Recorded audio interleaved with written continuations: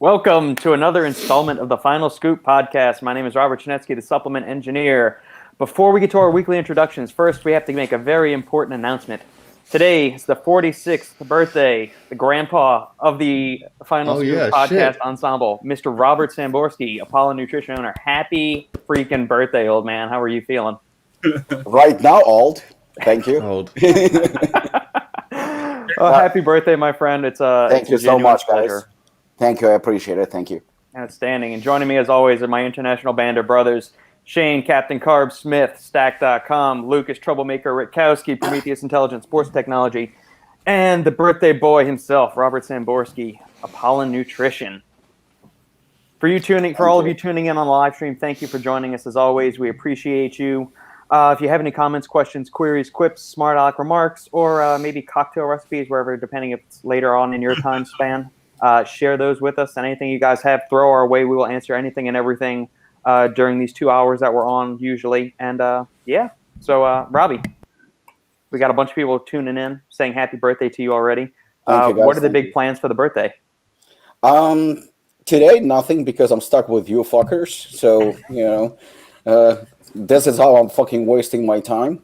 But tomorrow, as far as I know, there is like a small dinner plans that organized, and something that is very, very kind of like big for me is the fact that my loved ones, they are gonna have like a private screening at the movie theater. So they rented the whole movie theater actually just to screen Shawshank Redemption. So I'm kind of excited about that. Damn, is that like you in your top 5 movies? Is that why they picked that one, or is it a special showing for the movie theater? They give you like a list of movies that you can pick, and I guess we were talking about movies. They were trying to snoop around what are my favorite movies, and Shawshank Redemption came up, and I was on the list, so it's kind of cool.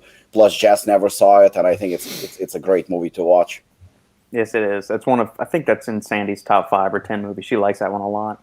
Yeah, it's a great movie. Good one. More birthday wishes for Robbie coming in. Thank you, guys. Thank you, Pete, Pasimus, Sridhar, Priscilla, Sean, Captain Carbs. Happy birthday to the mastermind behind Apollon. He's back.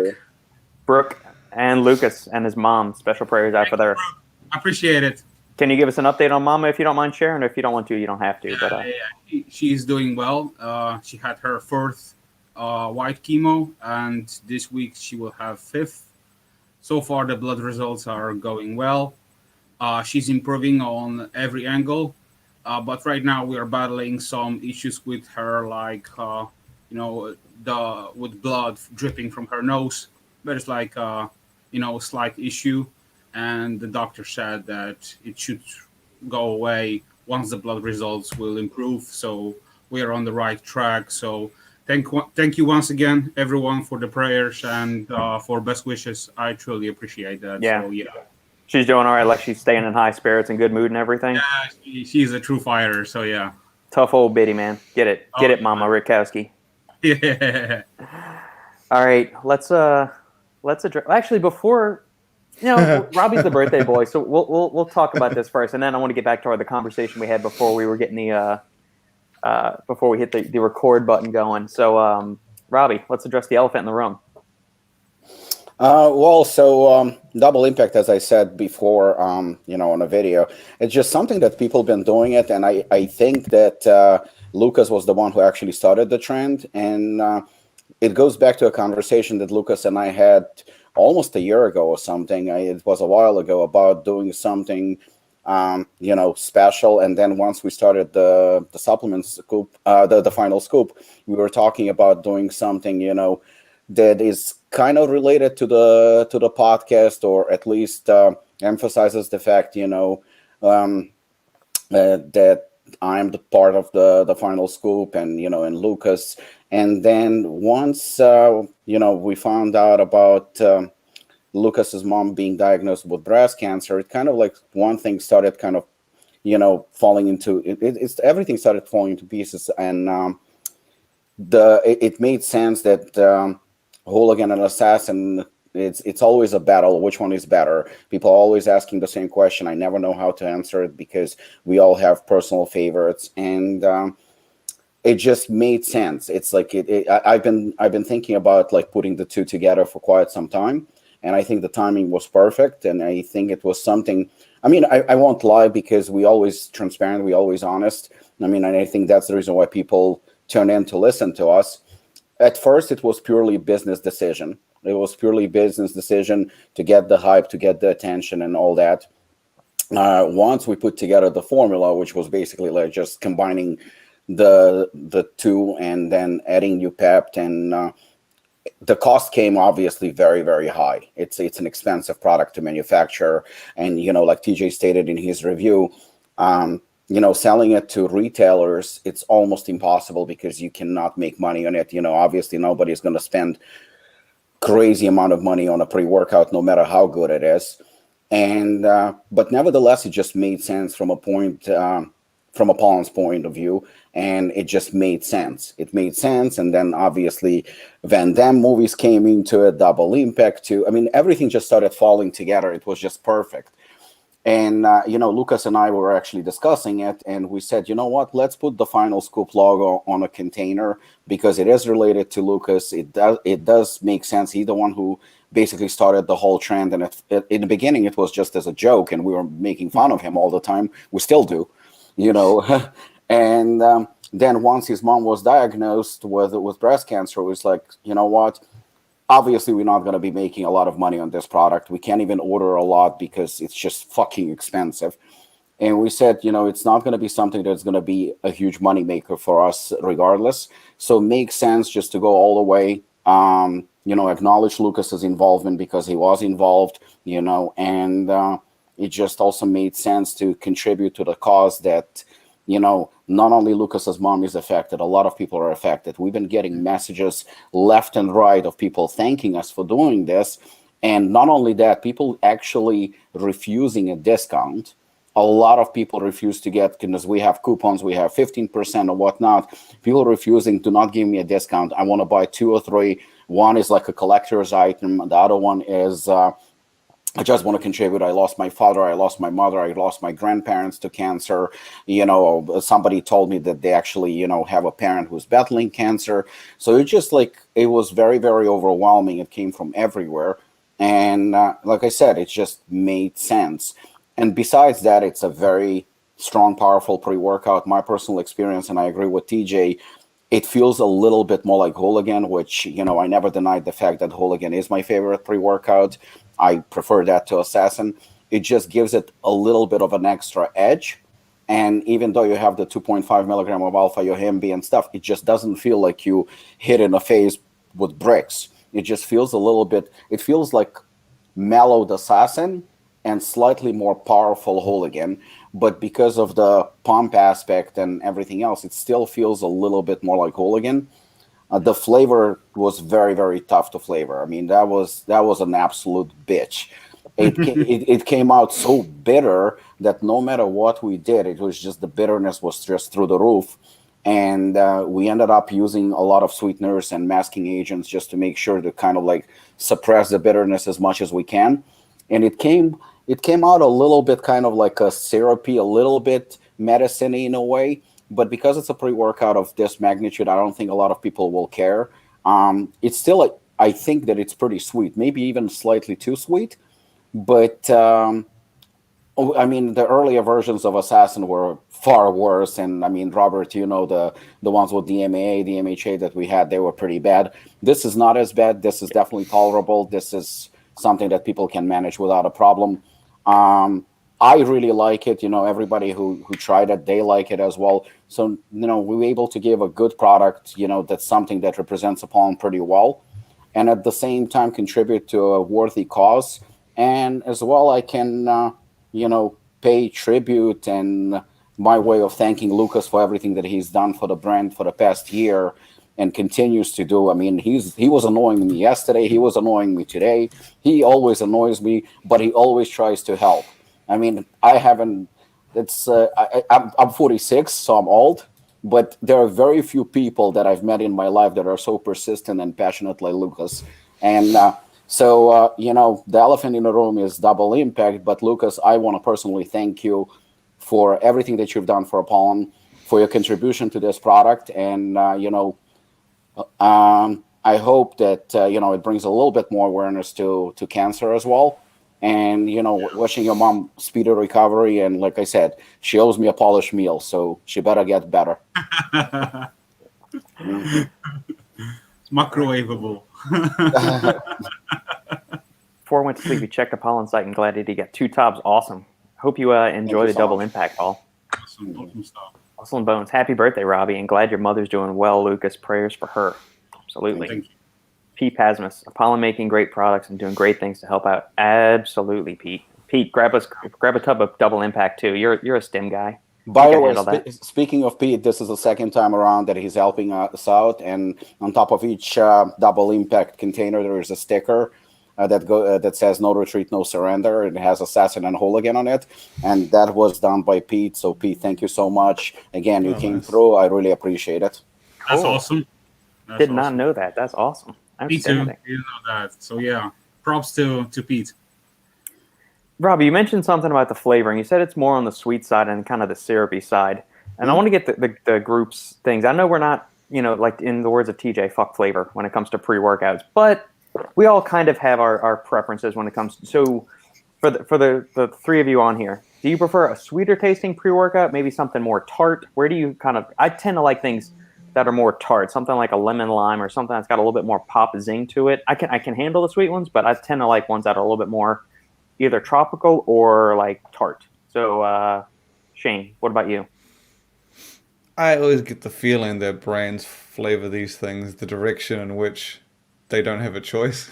Mm-hmm. Like I always find that some pre-workout will be like, oh man, the ingredients, like they really need that sour tart flavor to cover the stems. And so you almost always get a pre-workout that all of its flavors are sour, all of its flavors are sweet. I very rarely see one where it's like sweet, sour, like a mix, a variety. So from my understanding, it's probably up to the formula that really decides the direction in which the flavor goes. That seems to be the way. To be honest, I'm like TJ. I really don't give a shit. But if you're gonna ask me, man, most of the good pre-workouts taste like shit. Like majority of them. Very few I've had. The only one I had recently that didn't taste like Hypermax, Assassin. I mean, they don't taste like shit, but they don't taste like aminos. Right. Like the chainsaw tastes amazing. But you're never gonna get Hooligan or Assassin that tastes like that.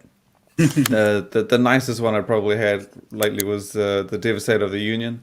Mm-hmm. That thing tastes amazing. But like, again, if you had a good pre-workout, let's say you had Devastator of the Union and a better pre-workout, and that better pre-workout tasted like Assassin, I would still go with Assassin, hands down. I wouldn't care if it tasted. I would trade performance for taste any day of the week. But I really don't mind sweet. You could make it taste like chocolate. You could make it whatever the hell you want. Ooh, that reminds me. I had remember Bang Master Blaster pre-workout? They released a chocolate flavor a few years ago. It was disgusting. I did not like it at all. There was some kind of disconnect. Like I'm used to, you taste the chocolate and it was super watery. It's not like the thick kind of like mouth coating thing that you get with like a whey protein chocolate. It was gross. It doesn't deserve to be in pre-workouts. No. Pre-workouts need to be thin, need to be light, and chocolate is none of that. And I mean, it's protein powder, gainer. Yeah, it don't fly. Yeah.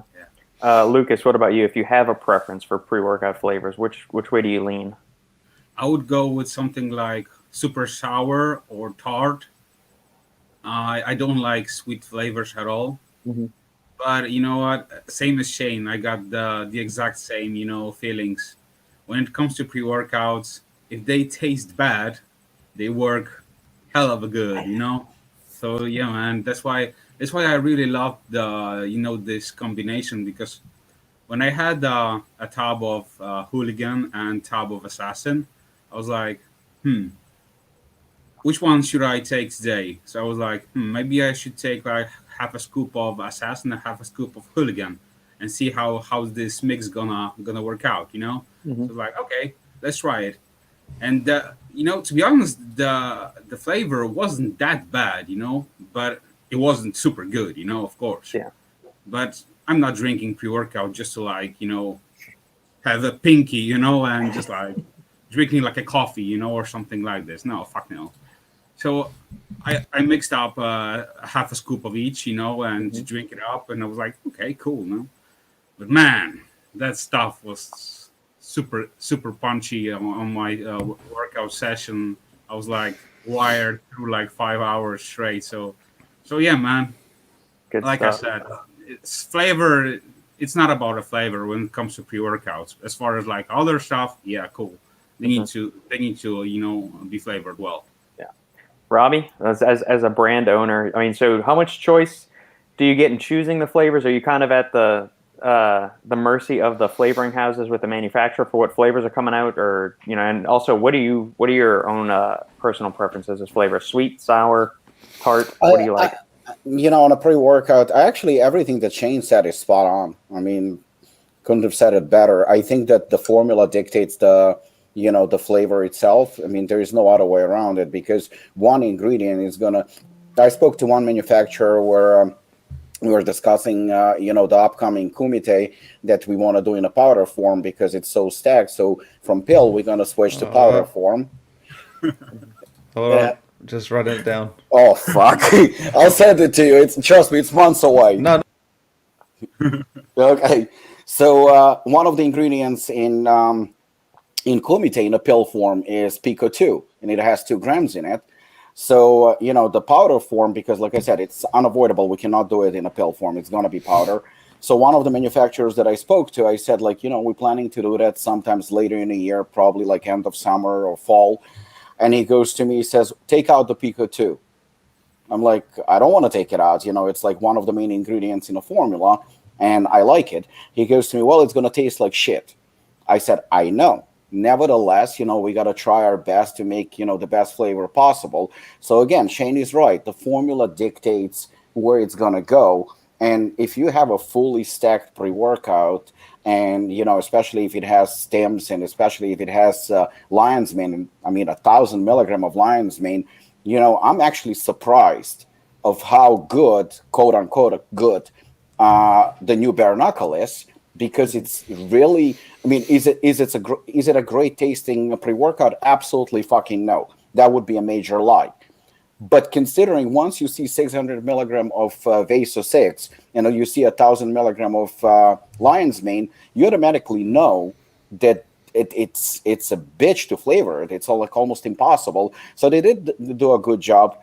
Don't get me wrong. I would like for pre-workouts to taste as good as humanly possible, but I also know what we're dealing with. And Shane at one point said, Apollon cannot change its identity.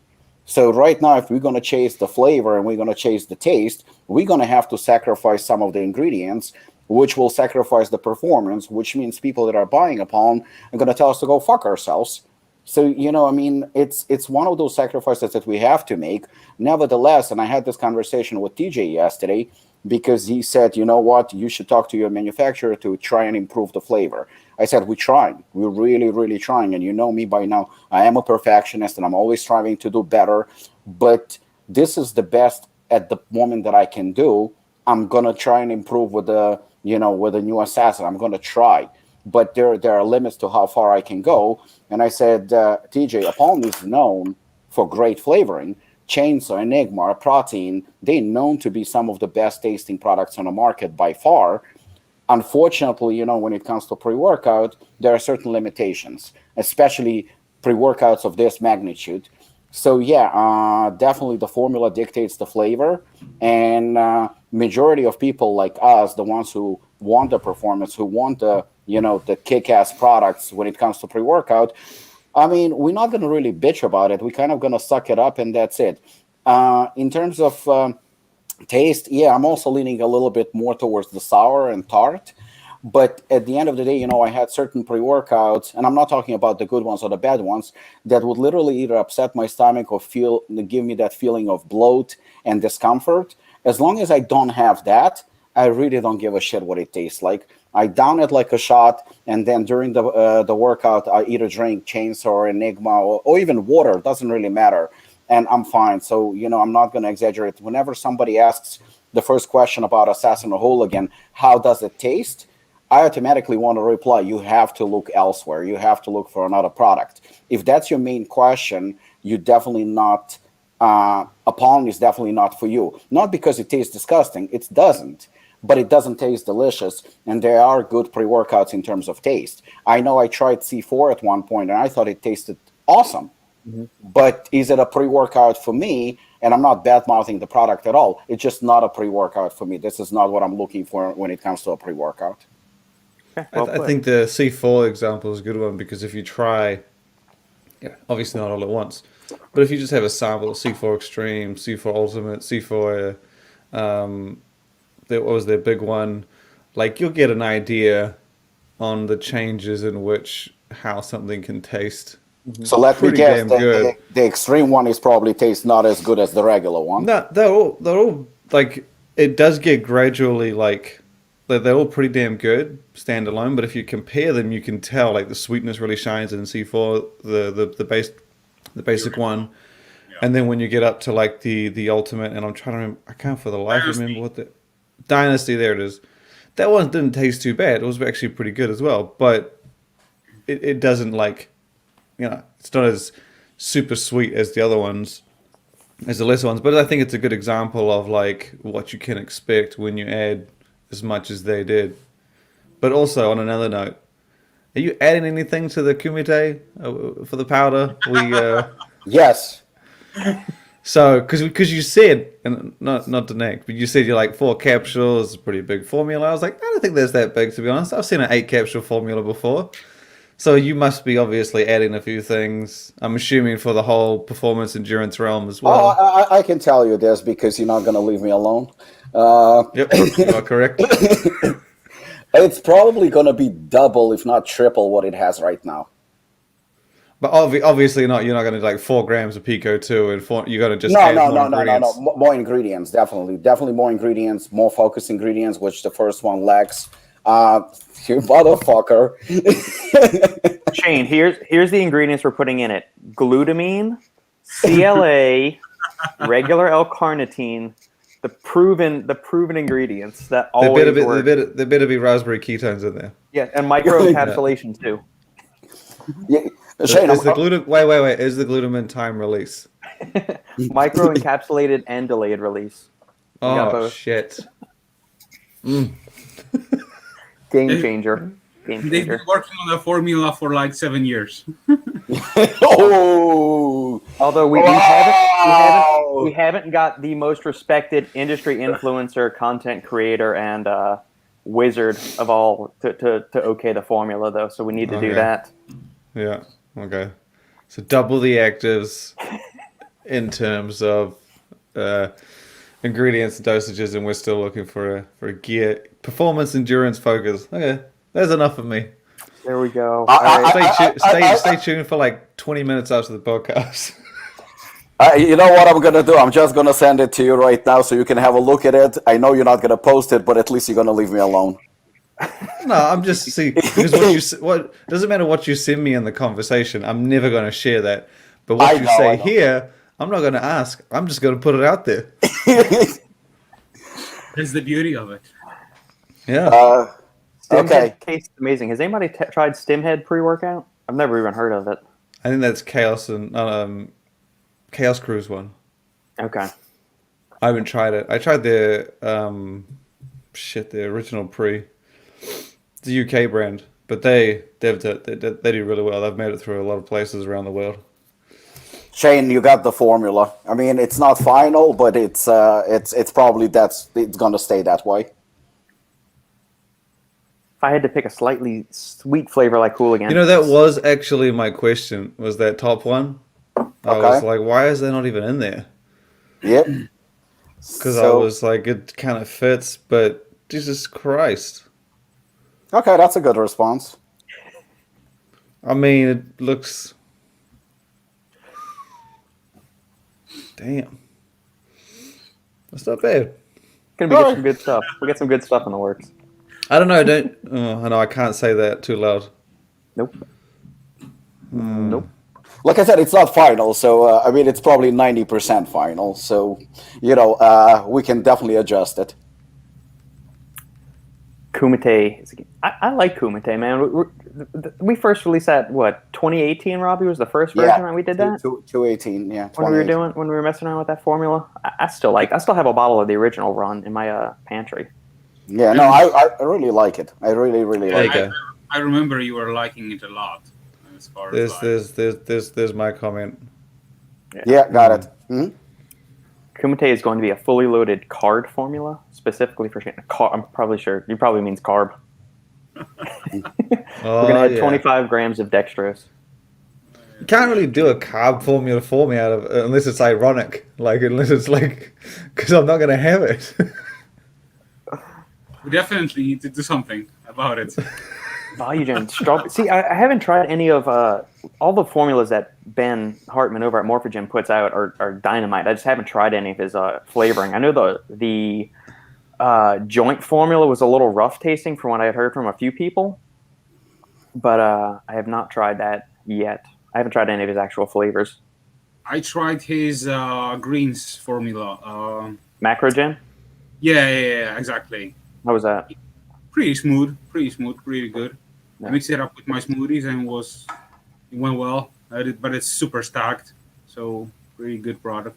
Cool. I got a few samples from the guys at Glaxon. Hit my door this past week for a new flavor of their greens that they're working on and their pre-workouts. Sandy and I are going to be trying those this week and see how those turn out. Their flavoring's usually spot on. Especially, I like their greens flavor a lot. The two existing flavors that we have here, their lemon iced tea and the burst berry tea. Those are super solid. Yeah. Kumite is underrated. Full dose Kumite with a scoop of bare knuckle. That would be a good combo. That would be a dynamite combo. Let's rewind back to before we get to any more of the comments in the feed. For all the listeners tuning in, and feel free to drop any questions you have for our panel here, or comments or anything like that. Before we started the record button, Shane, you were saying that you decided to embrace your inner carb lover, and your performance in the gym has actually gone up. So how many carbs have you increased to? What type of carbs are you using? And what are the performance benefits and or recovery benefits you're noticing? I mean, it's not so much that I just sort of was, you always kind of have it in the back of your mind when you plateau or you don't go up and you kind of just should I change something? Is it just making small gains? Mm-hmm. And then for me, it's always kind of proof when your strength goes up or your reps go up or your size goes up, which is incredibly difficult to notice. But when those key things happen, you're well, I mean, can't really say that anything was wrong if shit's improved, right? So, right. Kind of, like I was saying to Lukasz, I usually do just over 60 twice a day, morning and then post-workout. And I have been toying with just a 60 post-workout and then kind of like a banana for breakfast. Mm-hmm. Well, I had other things, but just that as my only other carb source. I found that it was pretty damn good. I mean, in fact, on some of the bigger days, I was toying with doing that lower carb. And yeah, felt like the performance was arguably the same, if not better. But I mean, I have played with going up, but whenever I go up, I just get bloated a little bit too much, and I'm like, fuck it, let's just stay low. Shane, now you do this on a specific training day, like leg day, or you do it once a week, or you do it as a cheat day, high carb day, or like is there any system to this? Oh no, I was just toying with it. On my rest day, I'll usually only do the one carb anyway because I don't have a post workout, so I don't have that second one. But I was toying with it on I did it on a leg day, and I was like, I'll give that a try. And it was didn't notice a completely diminished performance. Since it was half my carbs, I thought I was going to perform like shit. Did not perform just as good as I always would, if not better. So yeah, I mean, didn't have a problem with toying with it and going lower. which was usually I would go the other way and toy with things and go higher, but nah, didn't feel any more hungry, didn't feel anything odd, just yeah. Now, do you usually? Do you think the? Yeah, go ahead, Robert. I was gonna say, do you think the bloat might be the specific carbs you're using, not necessarily the amount? So you got bananas and oats that you're using right now, correct? Yeah. Have you messed with anything like, I don't know, rice, quinoa, regular bread or pasta or anything? Rice is usually the one that bloats, and bread. The only other carb source I have is straight dextrose post-workout. Yeah, or potatoes maybe? Have you ever messed with potatoes or sweet potatoes? Nah, bro. Look, my mom made me potatoes. I'm not going back to that shit. Now, you take your carbs typically before the workout or before and after? Like, do you split them? Yes, I have like 60 for breakfast, and which is like first meal. Then I may train maybe 3 hours later. Yeah, 3 hours later, and then I have the other one after, and then I don't do any for the rest of the day. But I usually get hungry. I don't really feel like I'm missing out. I mean, I've done the 2-carb for 4 years, and so I'm kind of used to it, I guess. But every time, like if I've done like 2 cheat meals that week, which you could arguably say makes me like a 3-carb meal that day, man, do I bloat? Do I put on a bit? It's usually 2 pounds, 3 pounds the next day, pretty easily, and that will usually not go down for 2 weeks. You know, so it's I hard actually to tell whether it's the carbs coming off or if I'm actually working them off. I actually meant to ask you this a while ago because I know that you're not big on fish, right? And I know you're not. Ask. You're not big on red meat either, so you're big on chicken. Oh, I'll right? eat red meat. Okay, so now since you don't like vegetables, we know that, right? And you don't eat carbs. So your typical meal, because I know like for somebody say on a keto diet or somebody on a low carb diet, whatever the fuck you want to call it.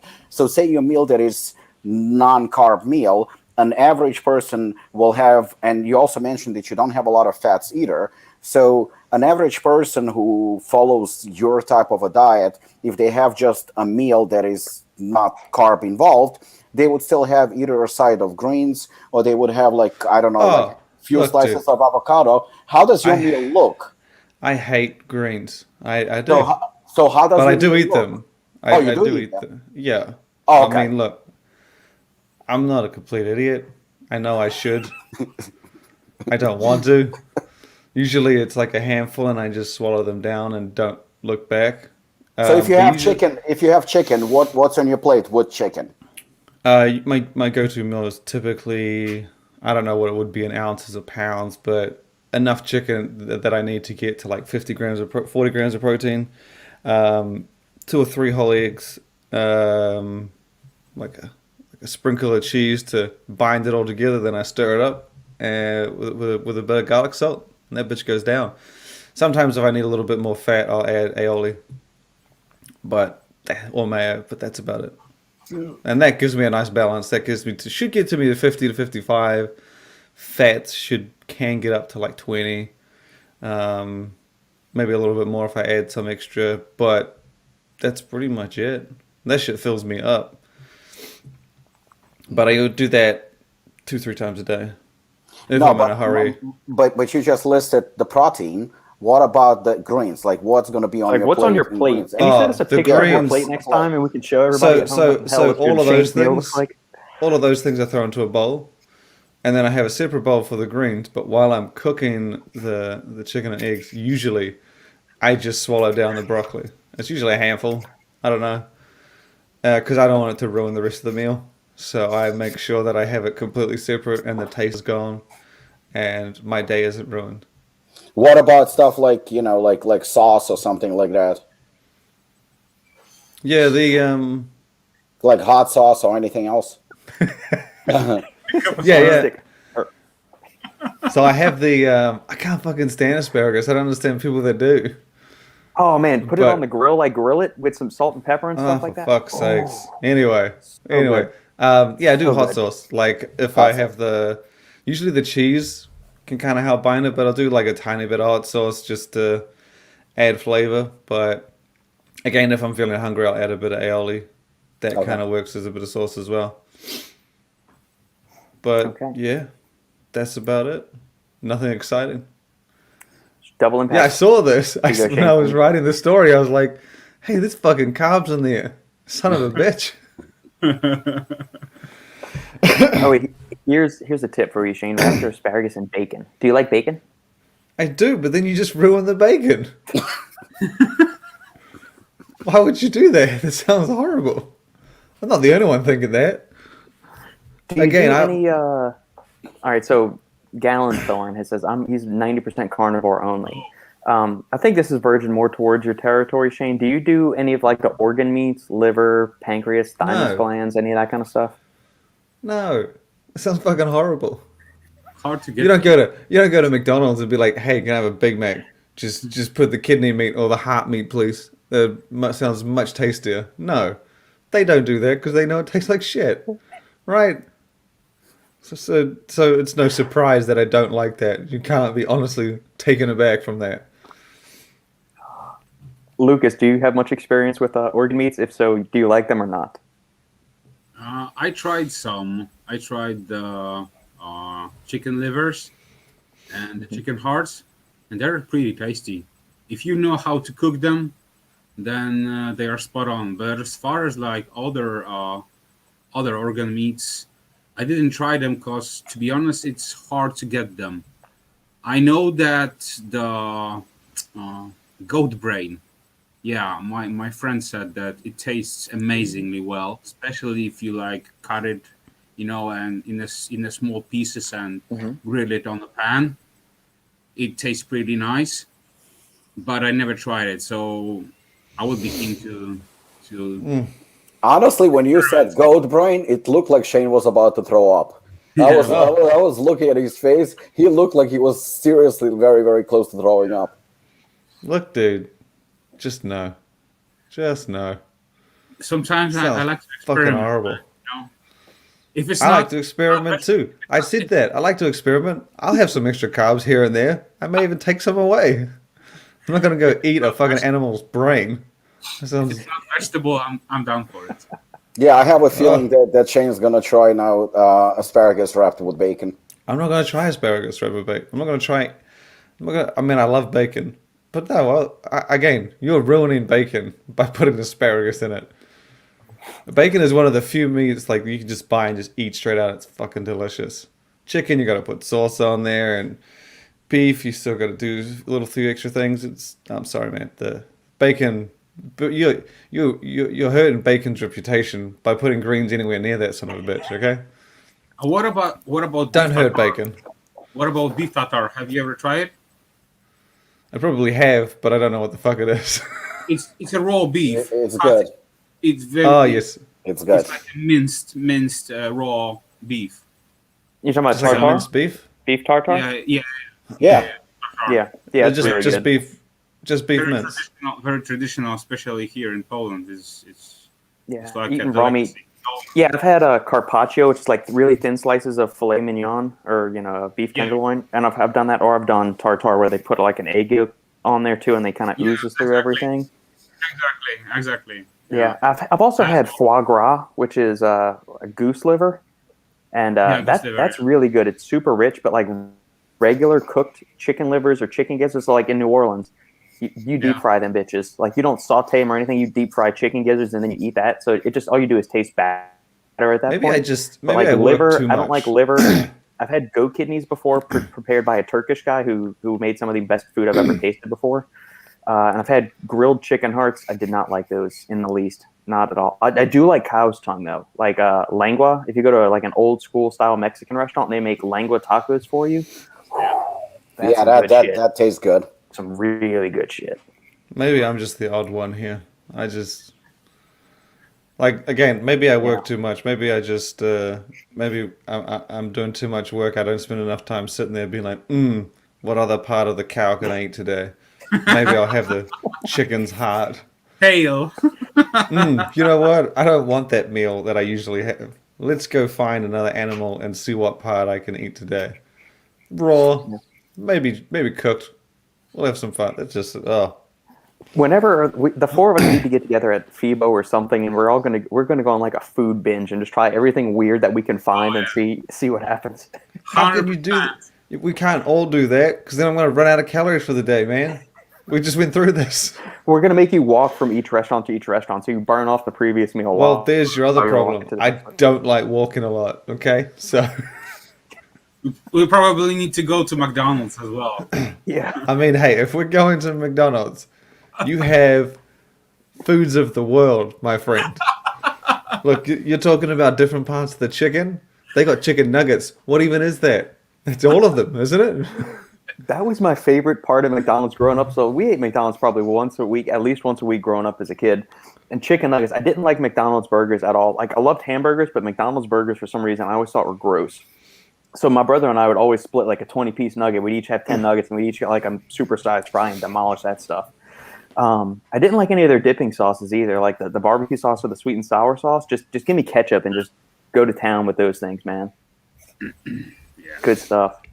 Yeah, Cow tongue tacos, yeah, Cristobal, lengua. I like the when it's cubed up and sautéed, not the shredded beef. No, not the shredded tongue tacos. I like the cube when it's nice and sizzled. Beef cheeks. Haven't tried that. I haven't tried brains yet either. That's on the bucket list. Yeah. Maybe I am the odd one out. Just there you go. Oh, thank God. There we go. I got one. Cow tongue. I remember chasing my girlfriend around the store. There we go. I have another. There's another friend. The girlfriend. There we go. Oh, here you go. You just broke Brooke's heart, Shane. Sorry. For the listeners out there, what's the weirdest food you've ever eaten, and what's the weirdest food you want to see Shane eat? Oh yeah. Pretty much anything is weird when it Pretty comes much, to they Chinese. just mentioned a whole fucking bunch. Asparagus wrapped in bacon. Oh, that just sounds. Again, if someone served that to me on a plate, I would pull the asparagus out. That's exactly what I wouldn't care if it's a fine dining restaurant or anything. Asparagus out. I'm going out to if I'm going to pay for something to enjoy. Greens are not in the mix. I don't ask you. Hey, you know what? That chicken burger. Put some asparagus in there, bitch. It needs a little bit of nothingness and gross flavor. No. Okay. I think the weirdest thing I ate was I had a reindeer burger. That could be good. That's pretty good. I like deer. It tasted exactly the same as beef. Yeah. The only reason we did because when we were in Finland, we went to that Santa's whatever that fucking I can't remember the place. It's like the whole town's themed around Santa and everything. Mm-hmm. And we went and visited. And then we ate at the restaurant, and there was mostly reindeer. And I was like, well, shit. If it's this popular, I got to try it. Threw it down. Tasted just like beef. I ate some Rudolph. That was the best I got. It's the strangest thing you got. I just remembered one of the weirdest foods we've ever eaten. So we had a whole fish head cooked. There's a place called Odd Duck by us in downtown Austin. And it does all kinds of like weird elevated food, but there's like weird spins on it. So they had a vegan pepperoni mayonnaise. It's where they took all the pepperoni spices and then they made it taste like pepperoni, but there was no meat actually in it, which that was pretty good. And then we did a whole fried fish head. And so we ate the cheeks and all the other parts and the collar and all the other parts of the fish.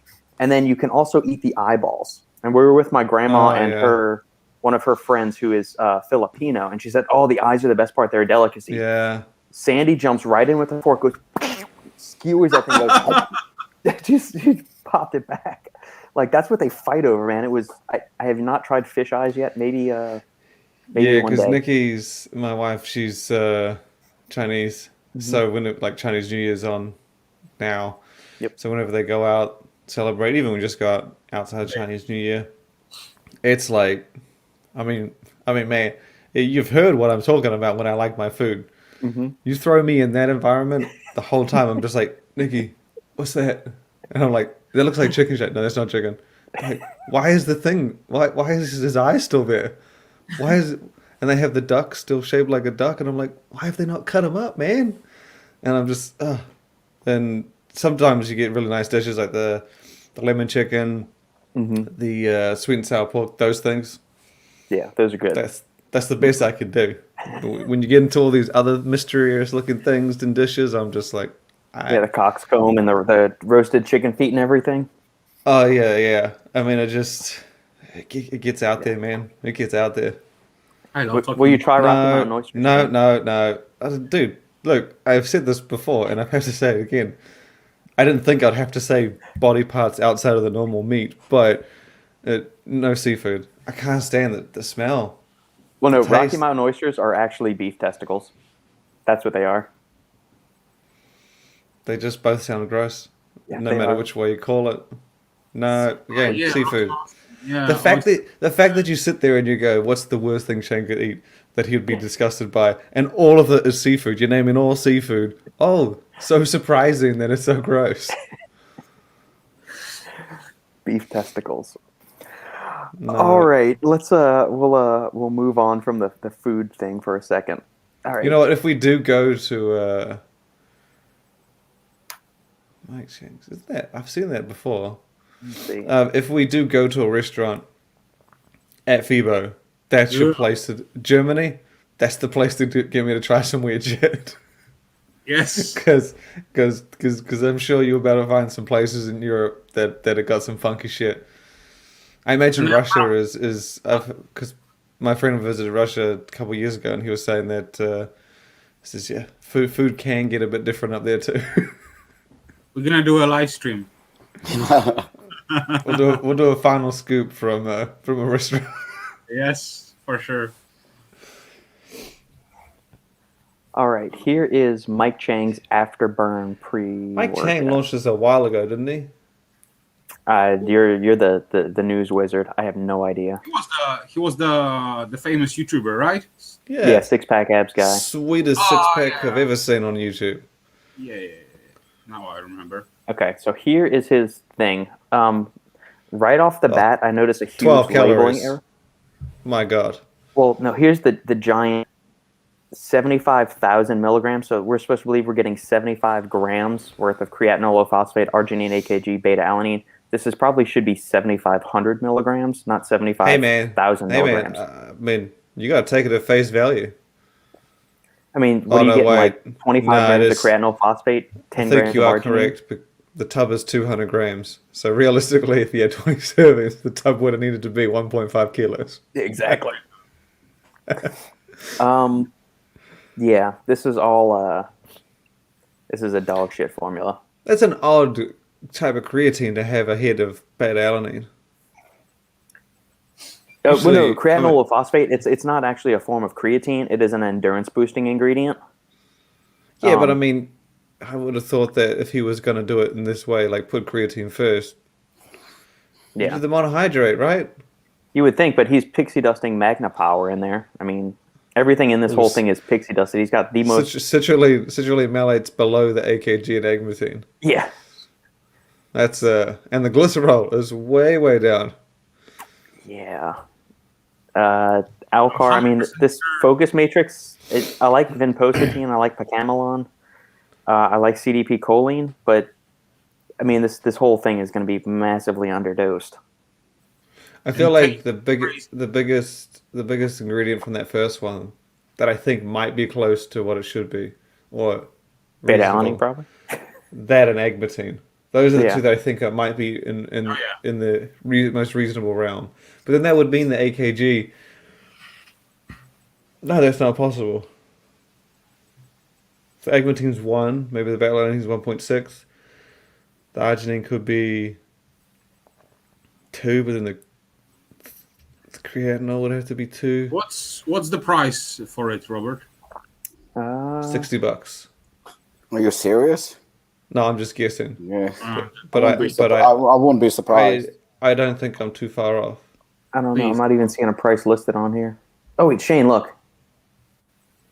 Low carb. Oh, thank God! Just for You know you. what? I wasn't going to buy this, but now that they've said that, I am seriously considering investing.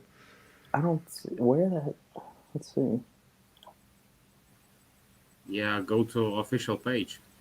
Yeah, what's the date on this? Oh, the page doesn't work. So it's either You sold saw- out or they closed it already. Or They his site's probably crashed sold it. from all the orders? I'm sure that's it. Oh wait, here we go. Afterburn fuel. Server got broke.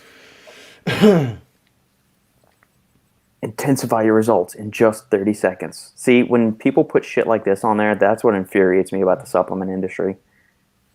Robert's pre-workout need at least like 20 minutes to kick in, and this stuff works in 30 seconds.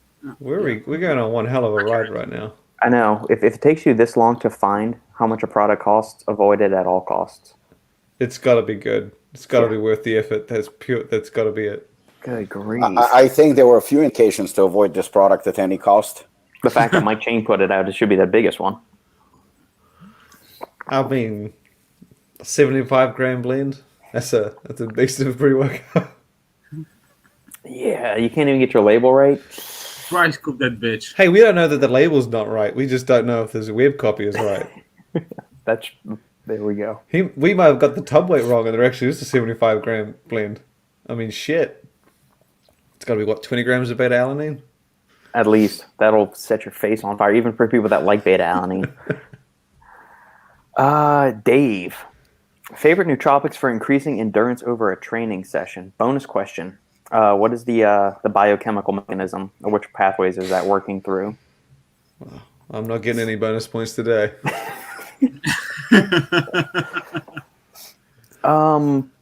Personally, you're going to want, it depends on, like, if you're only training for 45 minutes or an hour, I really don't think you have to worry about too much neurotransmitter depletion causing fatigue. If you're engaged in prolonged exercise, like we're talking 90 minutes or something longer than 90 minutes, 2 hours, 3 hours, there are studies showing that there's depletions in dopamine and acetylcholine, both of which can lead to increased exercise fatigue. So acetylcholine is released it's both in your brain and released at the neuromuscular junction, which helps your muscles contract. That's why acetylcholine is involved in the mind-muscle connection. Dopamine is also your mood, motivation, reward molecule. It's involved in motor control and decision-making. And when dopamine levels start to decrease in the body, serotonin levels stay high the longer you're engaged in prolonged strenuous activity. So dopamine depletes, serotonin pretty much stays in place. And that disproportionate ratio between serotonin and dopamine is where central fatigue comes into play to a certain degree. So you want to make sure you're supporting enough B vitamins and dopamine precursors, so L-tyrosine, L-dopa, like that. That'll help attenuate any drop-off in dopamine during your prolonged exercise session. And if you're going in on a long bout, like I said, there is one study showing that prolonged exercise can lead to depletions in acetylcholine and choline levels in the brain. So there's a argument to be made for either alpha-GPC or CDP choline. My personal preference would be to do 2 to 3 grams of L-tyrosine. You could maybe put some L-dopa in there too from velvet bean extract. And then CDP choline, because it's kind of a 2-in-1 nootropic there. The cytidine component of CDP choline is going to convert to uridine, which supports dopamine receptors in the brain. CDP choline has also been shown to increase dopamine production in the body. And it's also giving you the backbone, is giving you choline for acetylcholine production levels. And it's increased brain ATP level productions too, I think 20, 30%, something like that. So that's my preferred form. I know there's 1 or 2 studies showing that alpha-GPC actually enhances exercise performance, but from like the neurotransmitter standpoint, I'm always more in favor of CDP choline versus alpha-GPC. So that's it. Robbie, have you noticed anything during like your extended, because you're in camp right now? I think that you know what, I tried CDP choline as a standalone after you kind of advised me on it. And you know what I noticed is that typically what I would do is, and that's actually a good question, because so far I had 2 sessions of Muay Thai in the last 2 weeks. The first one was horrible. I mean, I could barely breathe. It was very, very tough. Mm-hmm. And I did take some kumite, but I was still very fatigued. I think the fact that I gained muscles and I haven't trained in such a long time, I mean, it definitely affected me. But in my second session, I'm not going to attribute it to it, but it's possibly that it helped. I did use CDP choline, and I used 30 milligram of Nupept. I used that combination with kumite, and I mean, again, I'm not going to say that it's because of them, but I definitely felt more focused, for sure. And in terms of like my performance, it was a lot better. In fact, you know, I got so fired up that the result is messed up ribs right now. But but I got overly excited. But I do think that it does help. I did experiment, of course, with alpha GPC before, and I always liked that ingredient. But quite possibly, I know you're fond of CDP choline over alpha GPC. I did take, I believe, 300 milligram. Mm-hmm. So I added Takumi to 300 milligram of CDP choline and 30 milligram of Nupept, and I definitely felt sharper. I definitely felt sharper. So I think that there is definitely, because we're talking about, like Hooligan Bare Knuckle, we added only nootropics. Obviously, there are no stems, but I do feel when I train, it's kind of like weird to say. It's not the energy; you just feel sharper. So I think like adding nootropics to your workouts with or without stems. I mean, stems would obviously help more, without a doubt. But I think that's the reason why when I see nootropic products without caffeine, on a very, very low caffeine, like 50 milligram or 100 milligram, not that I'm against it, because nootropics will obviously help, and they do help even without stems. But I think the right combination of stems and nootropics definitely will enhance your workout without a doubt. So yeah, I think CDP choline. I love tyrosine. I'm a huge fan of tyrosine. So I think like that combination of 2 grams probably of tyrosine, maybe 3 for some people, along with either alpha GPC or CDP choline. I actually did combine alpha GPC and CDP choline together at one point. I can make a certain claim that they were better than just CDP choline alone, but I don't see how it can hurt either. Yeah.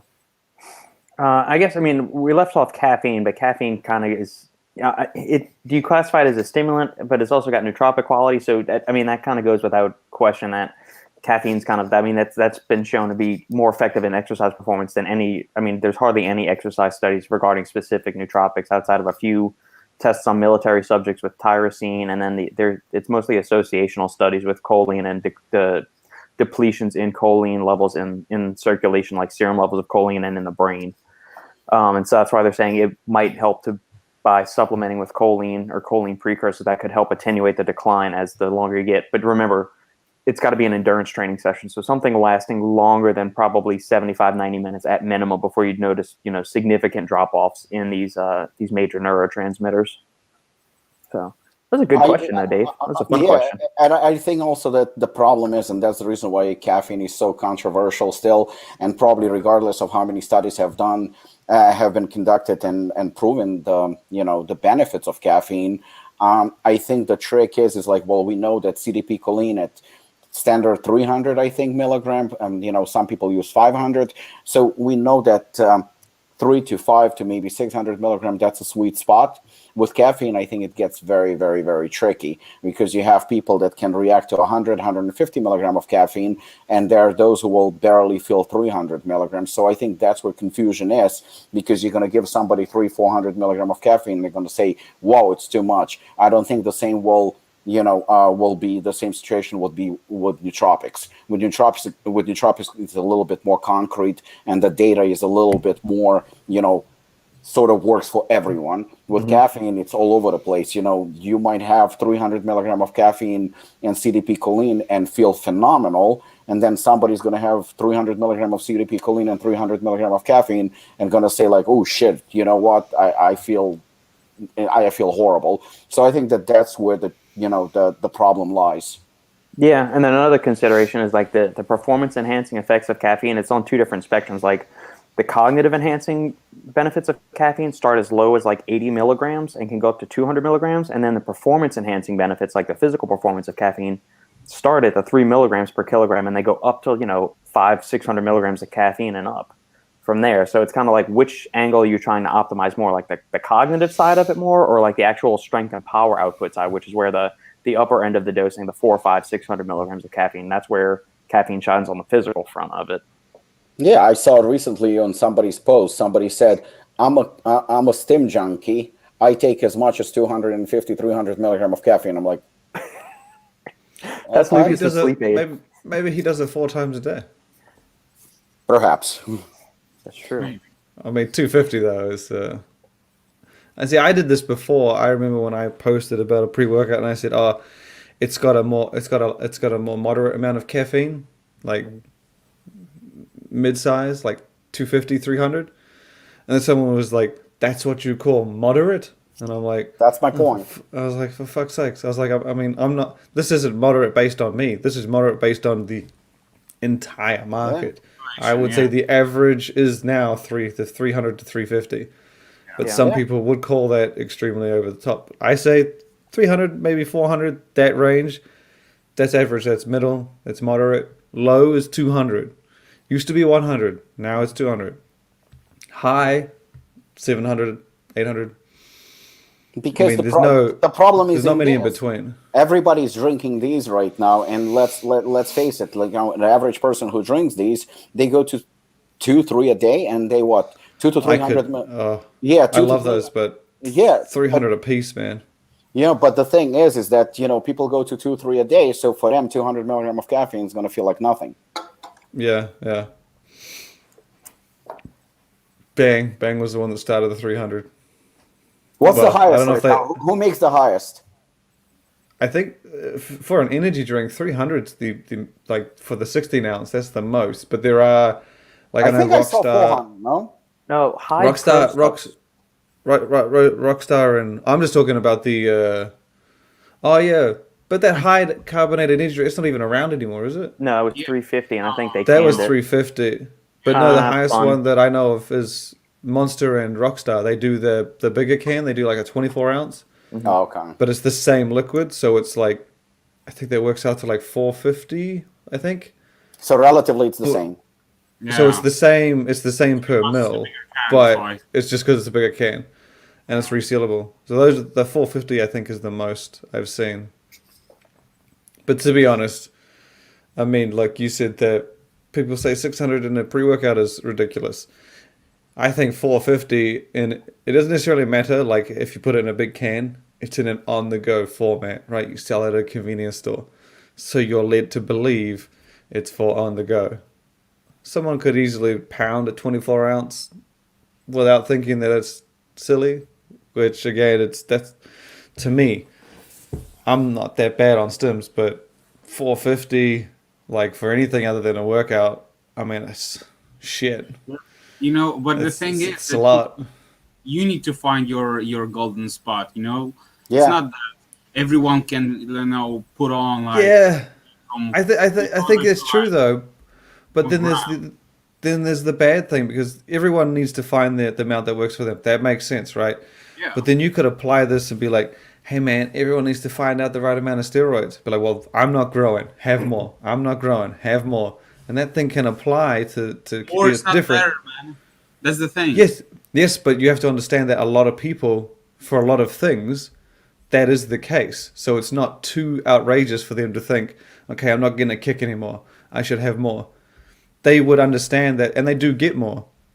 Some people who get used to 400 will try 500. Some people that are used to 500, and they may end up at a gram, and they may get a better boost than they were, but they don't quite. I feel like it's just a bit of like they don't necessarily. I can imagine that someone wouldn't think there's anything wrong with taking as much as they need to get a kick, and so I don't think they quite understand how like that could lead to some bad experiences.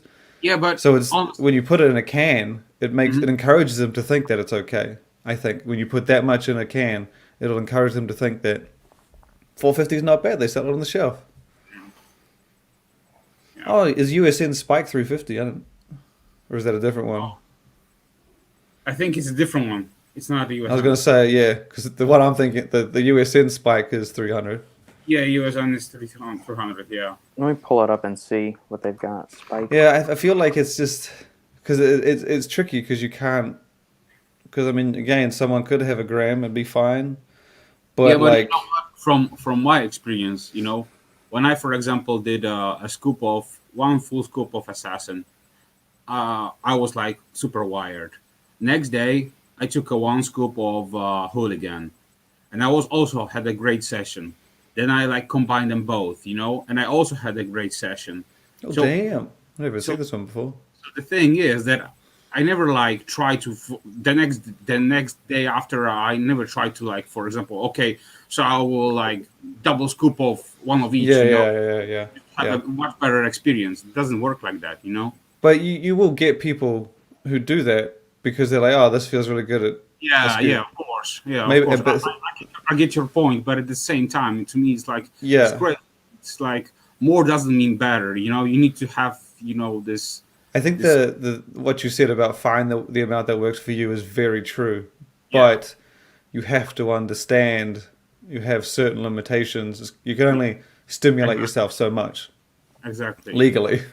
So, Oh, I mean, yeah. it's so you have to understand. I guess like 400 gives you one hell of a workout, and you lift more than before. Yeah. Just stay at that amount. and Or don't- lower it a bit for one Yeah, work. lower it and see. Yeah. And see, but don't. It's because I've met some people. Try to aim in this section from, like, let's say if you had a great workout with 400 milligrams, try to aim for like from 300 to 400 and Yeah. stick with this amount, So yeah. I think it's a tricky one. I like to stick with what caffeine have I got now? I think it's 400. Yeah. It's I the always- huge nutrition one. But I like have some this hooligan in formula. there. On the get spiked. I mean, you're getting all right. So we know that 350 of this 2650 blend is caffeine. So that's giving you 2300 left for N-acetyltyrosine and beta-alanine. So I mean, you got to assume you're getting at least a Well, it's gram, like a gram one- and a half of 1 beta-alanine, and maybe a 1.1. gram and a half of beta tyrosine too. Pretty It cool. can't be a gram and a half. It's got to be 1.1, wouldn't it? I mean, Yeah, have to be yeah, 1.1. you're right. Yeah, Yeah. I actually think it might be 1.2 then 1. yeah, that could be. I mean, I like it. I mean, that's good. Yeah, not usually bad you'd for an see it energy around drink. you'd see it around the other way. Yeah, I'd never No seen it before. BPAs. Lucas, No- what's your no your super- minimum threshold, Lucas, for caffeine? Per What's day? no, like for like Shane was saying, you've got to find your minimum threshold dose for your pre-workout dose. So, are you so finely tuned to caffeine now? Like, if you don't even have a minimum of 300, you just don't get anything from a pre-workout? No, honestly, no. To be honest, I don't aim for like specific, ratio of caffeine. It depends. It depends on the day. Sometimes I like, okay, let's try this pre-workout, which has like, let's say 500 milligrams of caffeine, and of course it's gonna kick as hell, because Yeah. I'm still very, sensitive as far as like caffeine. And some people will say, "Oh, you're a stim junkie, and it doesn't work. That doesn't work on you." That's not true. You still get hell of a kick, because you need to remember that pre-workouts are not just based on caffeine; it's based on like other stims that's gonna kick more effectively, and they will like also help the caffeine, be more effective. So to me, it's like I would say my gold spot. I would say around 400 milligrams of caffeine per workout. That's my golden spot. Gotcha. My mom could drink 3 grams, 3,000 milligrams of caffeine easy. She would take multiple pods of Black Death coffee a day to even feel it. Lucas, Impressive. That explains a weak. lot, Logan. That's I'm like not fucking touching genetics. Lucas, I'm you're not weak, that- bro. What are you doing? Yeah, I'm weak. I 3 need, to, grand. I need to step my game up, man. Logan, your mom just whooped Lucas's ass. That's pretty cool. Yeah. She did, man. I think she whipped everyone's ass. Yeah, even TJ's too. 3 grams, I'm pretty sure, is more than the combined daily amount of all of us. Hey, Yeah, I so mean, guys, I've only had how 250 cups- today. How many cups of coffee that is? That's All of gallons, probably. I mean, All you of the assume cups. you assume the typical cup of coffee has around between 80 to 120 milligrams of caffeine. So you assume 100 milligrams of caffeine per cup of coffee. But Black Death coffee is a higher caffeinated one, so maybe it's got What's that? 150 milligrams per cup. Man, she's carrying around like a jug. Yeah, Yeah. she's doing like a pot or two of coffee She a day. took the amino jug and threw some coffee in. Bro. Shit. Back on the most disgusting food you ever ate bandwagon, morcilla, blood sausage. Whoa. I'm trying to Never find tried out. that. There was this thing that my tried it. father-in-law mentioned to me when we were in Malaysia. I'm trying to remember the fucking name of it. It's known as one of the most like out Disgusting. there foods. I'm pretty sure. I know one food that is purely disgusting. It's called durian. The Oh, fruit, that's stinky the fruit. fruit. Yeah, the fruit. Yeah. Shane, did you try it? I know what you're talking about. It's like when I went to Malaysia, like they fucking love this shit. You get durian dessert, you get durian, and they were like, "Try it. It smells like shit, but you're gonna love it." I'm like, "Well, if it smells like shit, guess what? It probably tastes like shit." And they're like, "No. It's just the smell. It's known to smell like shit." And then I ate it. I'm like, "You fucking lied." And he's like, "Oh yeah, some people think it tastes like shit too." I was like, "God damn it! Why didn't you tell me this?" But Nikki loves it. My wife loves it. Oh damn! So I guess it's I'm Someone trying told to me find. it smells like old grandma's socks or something like this. So I was like, Oh, it's like a. It's funky, man. I'm trying to find that food. It's it's like a. There it is. Oh yeah, balut. Look that up. Balut, blood sausage. BALUT. That'll Ew. It's like is- it's like a half grown Robbie, egg, your isn't birthday it? just went down. I would try it. I would definitely try it. Yeah. It is a Filipino Yeah, there term you for a fertilized developing egg embryo that is boiled Yeah, and there you eaten go. from the shell, commonly sold at Yeah. street food in China. Oh damn! That Yeah, does that not looks- look good. Hey Oh, man, you guys are talking about the eyes and delicacies. What's up? What you doing now? Come on. I thought you said you loved this shit. Oh, Shane, you tried it? That looks bad. Huh? that. Did you try it? Hell no. What's wrong with you? Oh, No, they were talking about it because I think there was something that they served when I was in Malaysia, and they were saying, and it was like it looked really raw. I can't remember what it was. And then they said, "You think this looks bad?" I tried balut once, and I'm like, "What is that?" And he explained it to me, and I was like, so I googled it, and I was like, it's worse in the description. My God, this is. And he's like, "Yeah, it's apparently like popular in Asian countries." So I was like, "Nah, bro, I'm out." not It's, happening. I mean, it was, but What? yeah. Apparently, a lot of people, some people like it. I got a Don't question. know. What if the balut will like enhance your gains by like 50%? I tell you what, I'd rather the asparagus and bacon.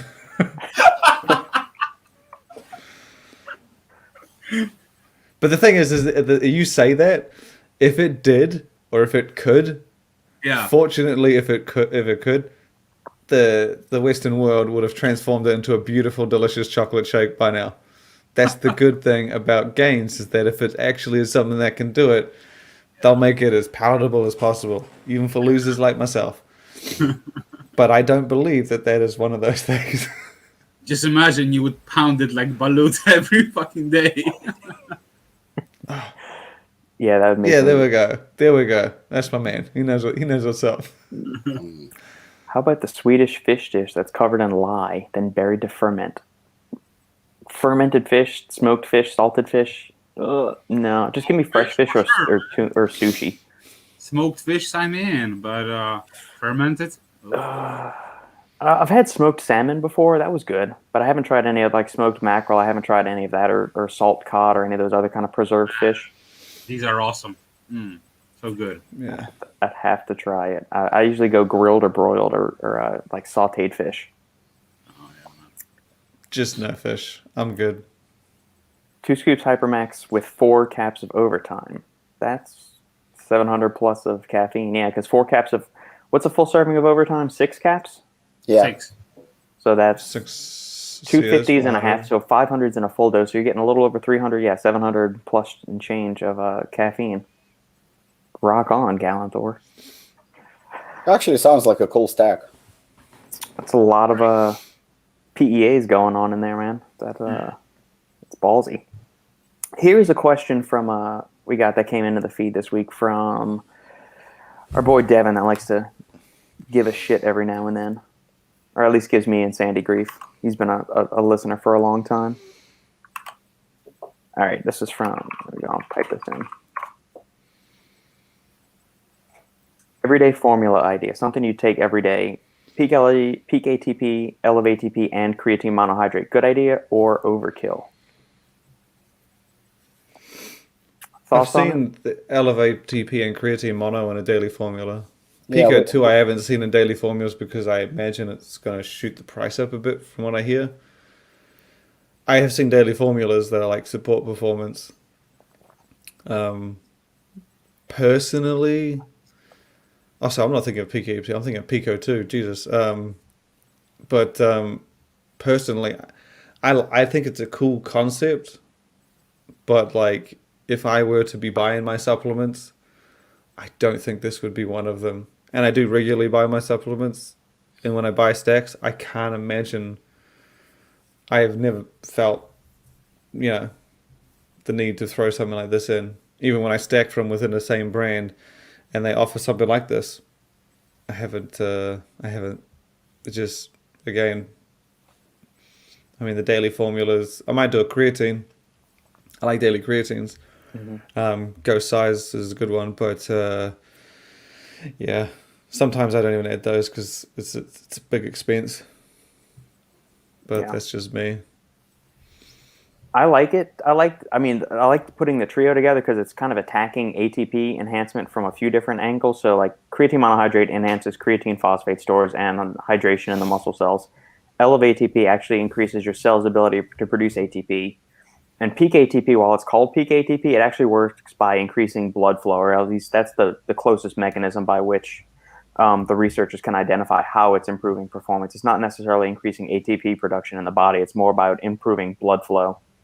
In which both there's articles on, this is going to be a shameless plug, go to supplementengineer.com, and there's like 3,000 word guide on each of these ingredients on PeakATP and on elevATP on the blog section there.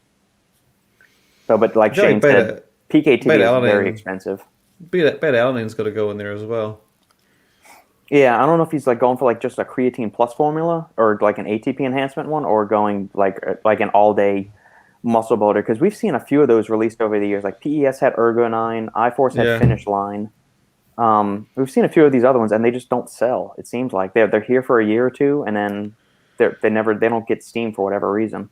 Yeah, I feel like the creatine thing is the best way to go. Like I call it an advanced creatine. We did the creatine and elevATP, and I mean it's doing pretty well. And I'm a huge fan of elevATP. So PeakATP, yeah, like Robert said, I mean it's not really helping with ATP. It's kind of indirectly, so to speak. And yeah, you're right. It's very expensive. So I think to put it in a formula, creatine and elevATP, like even if it's it's definitely not going to harm creatine. It's something that is, I think it's going to add benefit to it, so it's not a big deal. Whether you want it or not, that's I guess personal preference. PeakATP, I think it's going to add a lot to the cost, and I think that changes a lot because as a daily formula, I don't think it's going to be worth the price, because I just don't feel like the consumer is going to spend. If somebody wants I know we did just creatine, and we do now creatine and elevATP, so our cost did not really increase that much. But if we added PeakATP, we would have to increase the price of the creatine product tremendously, and I feel like the sales would not be there, and the benefits, I think, just not worth the price. It's something that probably should be stacked separately if you want to go that route, but including it in a formula for a company, I think the rewards are not there. Like financial, definitely not there. I don't think it's going to sell well because the price is going to be much higher than just creatine on its own. Personally, I would like stack creatine with like betaine and add on top of that something. Yeah. And I think it would be way more efficient and cost effective as well.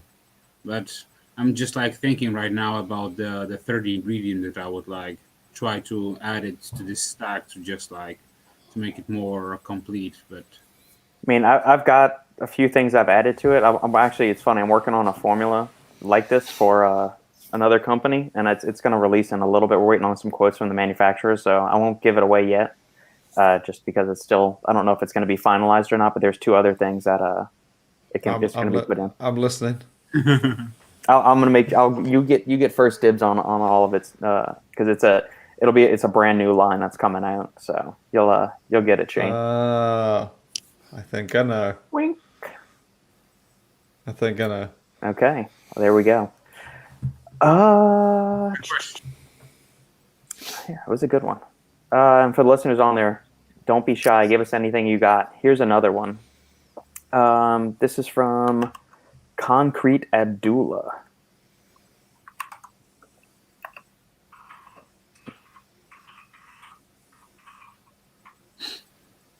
Put this up there. I wanted to get your opinion on Turkestrone. I know More Plates, More Dates made a video on it. I have no idea what that is. I don't know what More Plates, More Dates is. He's on YouTube. Okay, but also... He's doing videos about PEDs and so on. Oh, wonderful. I know he's selling it. I've seen some say it's beneficial if you're natty. Others say it's a waste of money. What are your thoughts? Have any of you messed around with Turkestrone? And then I can get into all the nerdy stuff. Nope.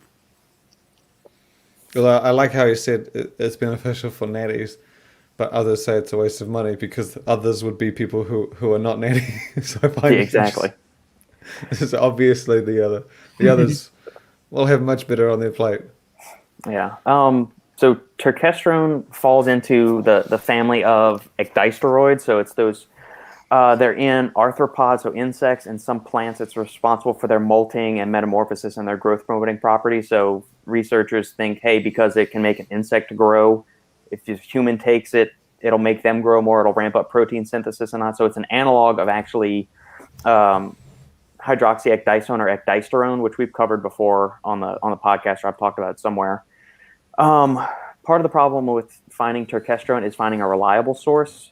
And then you have to look at the extraction data. So some of them are standardized. You'll find the Ajuga turkestonica, I think that's how you pronounce it, turkestonica or turkestronica extract. And then it's usually standardized for like 10 to 20% turkestrone. So depending on how much they're giving, you might be getting 50 to 100 milligrams out of a 500 milligram dose. So turkestrone is, like I said, an analog of 20-hydroxyecdystone, which there is some data on ecdysterone itself, so the 20-hydroxyecdysone, showing that in vivo and in vitro it has increased muscle hypertrophy and muscle protein synthesis. And in a few of those animal studies, it's been shown to be as potent as a few anabolic steroids as well as a few SARMs. I'm not saying that this natural plant compound is anywhere on that order. Just some in vivo animal studies have shown that it has the same potency for inducing hypertrophy and protein synthesis as some of these other anabolics are. There was one study in resistance-trained subjects that were given 500 milligrams of 20-hydroxyecdysone per day, and they had greater gains in strength and hypertrophy than the group that was receiving placebo. If you want to read the entire thing about hydroxyecdysone or ecdysterone, head over to advancedmolecularlabs.com and just do a search for ecdysterone, advancedmolecularlabs.com, and I've got a full breakdown of all of the studies on the ingredient, where it's found, what it comes from, where you can find decent sources of it, and all of that stuff. But I mean, for a natty, is it worthwhile? I'm not a big believer in Turkestrone. 20-hydroxyecdysone or ecdysterone might be beneficial, but think about it. If this thing was really that beneficial as a muscle builder, it would have already replaced creatine as the best-selling supplement in sports nutrition history. So, take that with a grain of salt. If you haven't already reached your natty max, your potential, it's not even worth considering these ingredients. If you haven't been training consistently for 5-10 years already, and you don't have all your ducks in a row, don't even bother with these bullshit ingredients. Or I'm not going to say bullshit ingredients entirely. Ecdysterone actually has 1 or 2 human studies behind it. Turkestrone really doesn't, as far as healthy human subjects. It's got some cell data, some other mechanistic data behind it, but I'm not a big believer in it. You'd see it a lot more, and people would be jumping all over this. It was actually the hidden secret that nobody wants you to know about. So, yeah. And Robbie, you coming out with a Turkestrone supplement? That was informative. Thank you. You're welcome. I had seen Gorilla it, but I Mind's had also no putting one idea out. what it was. Say it again, Shane. I had heard about it, but I didn't really know too much about it. Might Yeah. have only seen it in like one supplement. Yeah, I mean, it's kind of been like the same thing with like Laxogen and all these other little like plant steroids or plant sterols or I see saponins and all of that. Lexogen in it a lot more. Well, yeah, I mean, nobody has anything to do, and so you're just kind of hoping you're putting the supplement companies are just putting out a wish and a prayer that hey, we market this as something super sexy. We say research shows that it ramps up protein synthesis. They don't say that it's research in cell cultures, research in rats, research in mice, or anything like that. So these kind of plant-based anabolics or insect-based anabolics, bioavailability is a huge concern there. How just because it's been shown to be when it's successful, if it's injected into a rat, it works, doesn't mean when you ingest it goes through your digestive system, it's going to be actually absorbed. Which maybe you could package it with estrogen or bioperin or something like that, increase its bioavailability. But do we know if actually these actual same receptors that it's targeting in these other insects and plants and stuff, do we actually have those same receptors? Is that biological pathway actually possible in humans? And or is our body just going to recognize a molecule, convert it into something else, and excrete it? So these are all things, and we don't have a ton of data on them. So I'll try it. I'm always willing to try it. I mean, Yeah, unlike different meats and seafood, I'm willing to try this. I would try ecdysterone before I tried turkestrone, and you also got to check I the haven't tried quality that of the one yet. extracts you're getting. My mom is currently using the ecdysterone. Yes? We saw some research about it was the research that was launched from Russia, and there was a research specifically on women that has the breast cancer. Mm-hmm. They were on chemotherapy, and they saw large improvements when they introduced them to supplementation with ecdysterone. That's why she's taking like it 3 times per day. So yeah, and to be honest, the tumor disappeared at all. So I don't know if it's due to chemo or due to ecdysterone, but we introduced it, in the beginning of her treatment, and so far so good. So hopefully this stuff works. Have you been keeping have y'all told the doctors that y'all are working with all the supplements you've been giving her, and have they okayed it, or have they said, hey, maybe don't do that or anything? Yeah, man, we told them straight away what she's taking, but they say okay. Yeah, most doctors I've talked to, they're like, Yeah, but they, to be honest, I don't think they know anything about and yeah. they just simply would say take this medicine or go with this chemo or something like this. They never go to the alternative medicine. I'm more into this kind of things. So I'm researching on my own and trying to figure it out which compounds can help. That's why before she even started chemo or anything like this, I always said, take vitamin C, take vitamin D, high dose just of omega-3 fatty acids straight from the get-go, and then we introduced her to ecdysterone, and we shall see, so far so good. Like I said, the blood results are getting better and better every week, so that's a positive thing. Yeah, I was wondering how the doctors were over in Poland, or I guess in New Zealand too, because you tell some of the doctors here, at least the ones I've been with, you tell them you're using a supplement, and either they just look at you like they have no idea what you're talking about, or they say, "Oh, well, don't use that. Don't use that. We don't know what that is. We don't know what that's going to do." I guess you have to go more to those functional medicine doctors that have a foot kind of in traditional Chinese medicine, so they kind of understand what some of these herbs and botanicals can do. Yeah. Yeah, most of the doctors I've seen, they if you say, "Oh, I'm taking this," and they'll be like, "Did you buy it off a shelf?" And I was like, "Yeah." They're like, who gives a shit? I was like, "Sweet ass." I've never had one that's told me not to take. Obviously, as long as it's over the counter. Yeah. Insulin supplements, any benefit? I don't know. I guess he's asking more about nutrient partitioners and glucose disposal. We agents discussed and this, things like didn't we? And Robert said specifically they're useless, and that taking them post-workout and in the morning it's pretty useless since your body's already hungry for carbs. Yeah. Am I right? I do believe that's what you said last time.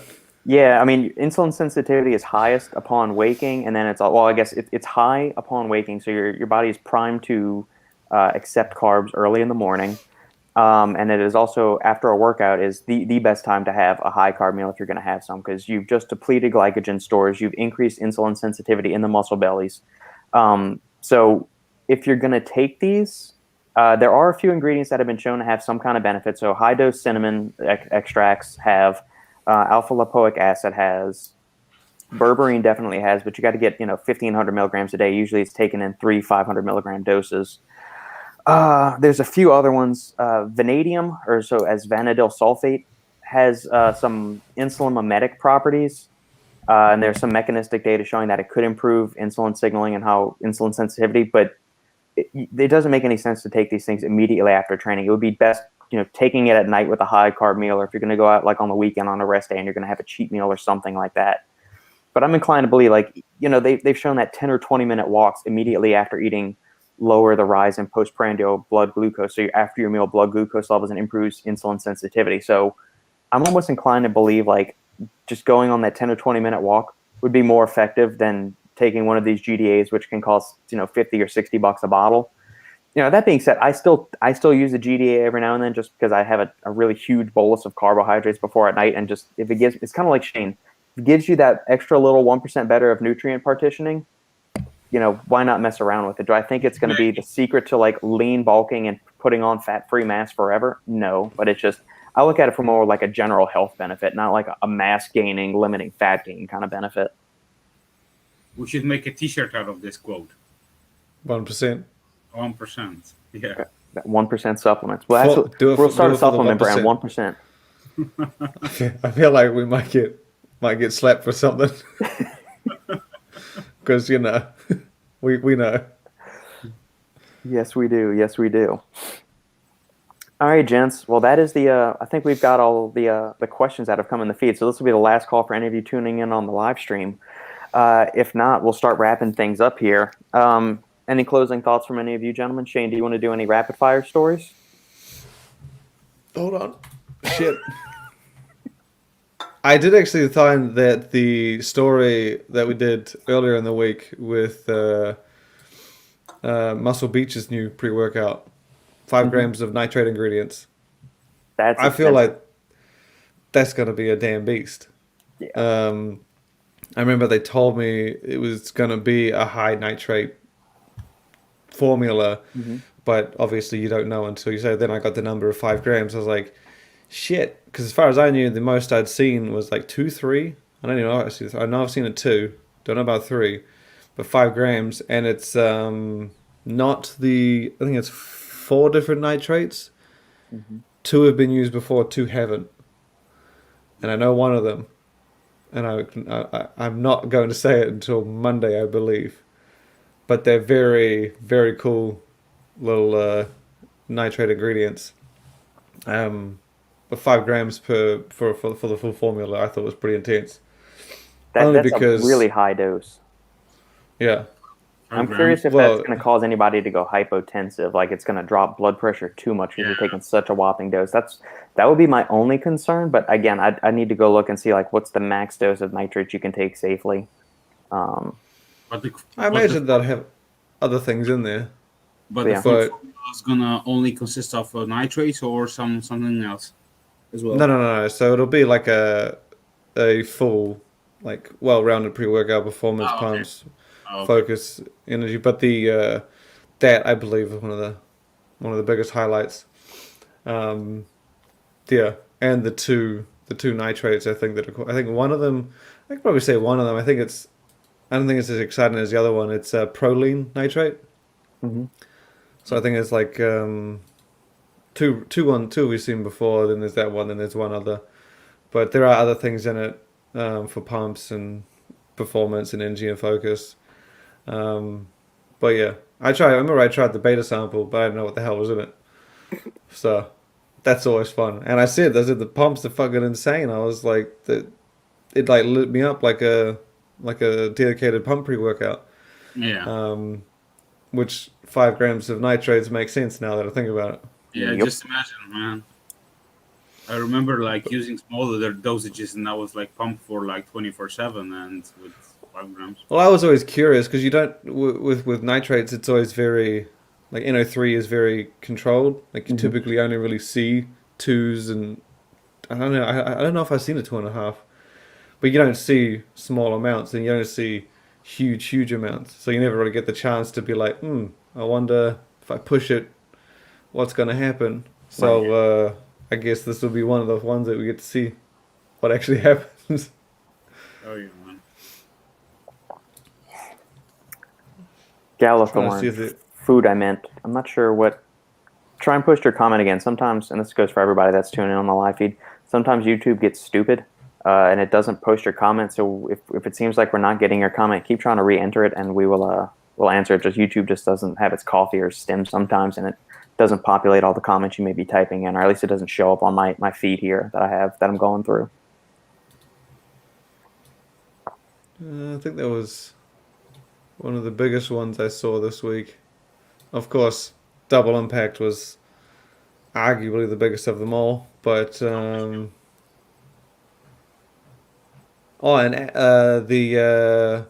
boss cookie from Lenny and Larry's. I thought that was interesting, but I have heard mixed feedback. I had people comment on that story already saying they tried it and they thought it was great. Some said it tasted like they would rather the original.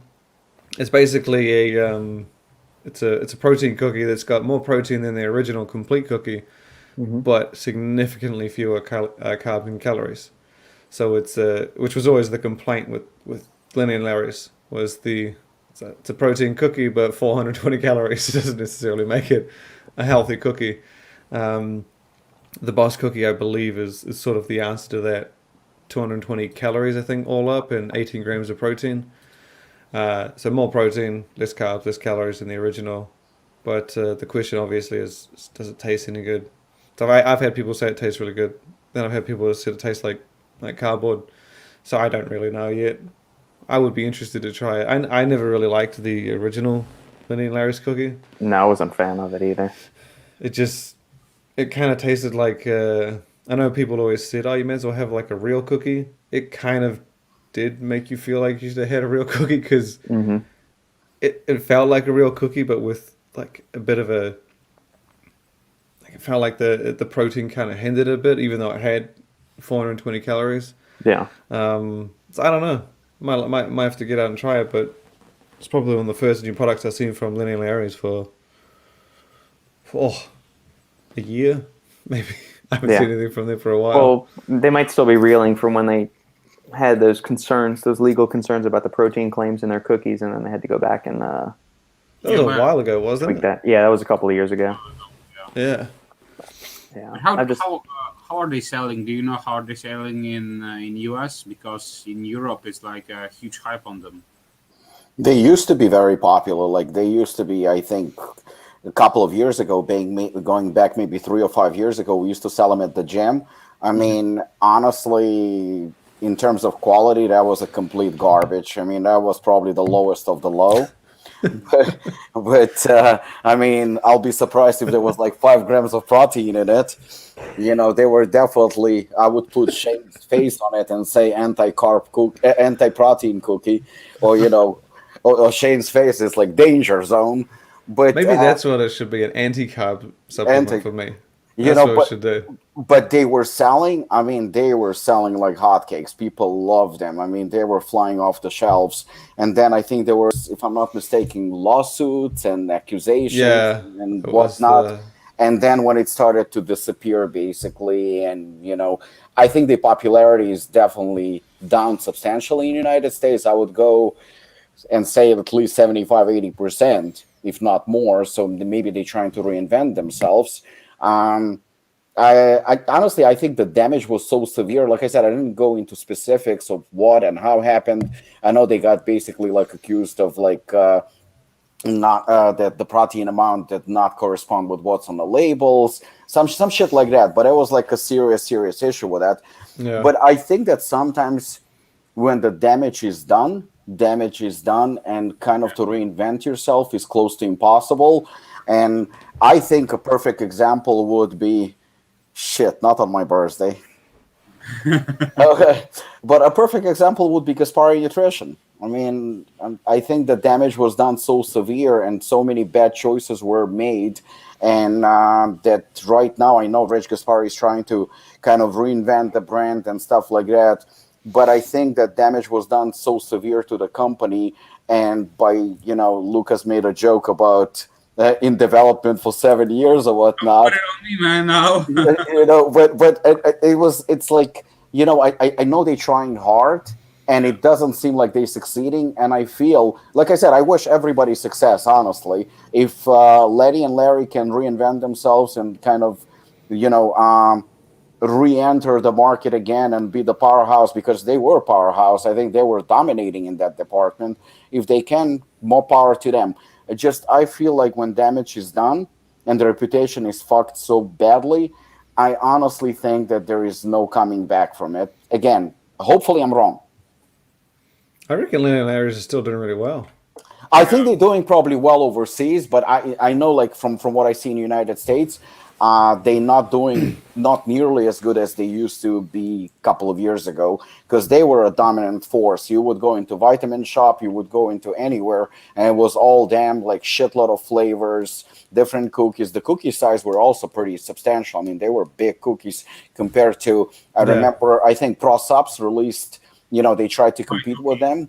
Yeah, and they released, and it was like half the size. But, but it was more like a protein bar that was squished to a cookie. Yes, yes, not good. Yes, exactly. They didn't do well, but I know they tried to compete with them. Lenny and Larry, just like, until that lawsuit and that scandal that they had, I think they were dominating in the United States. I mean, I'm pretty sure they're doing well overseas, and I'm pretty sure they're still doing well.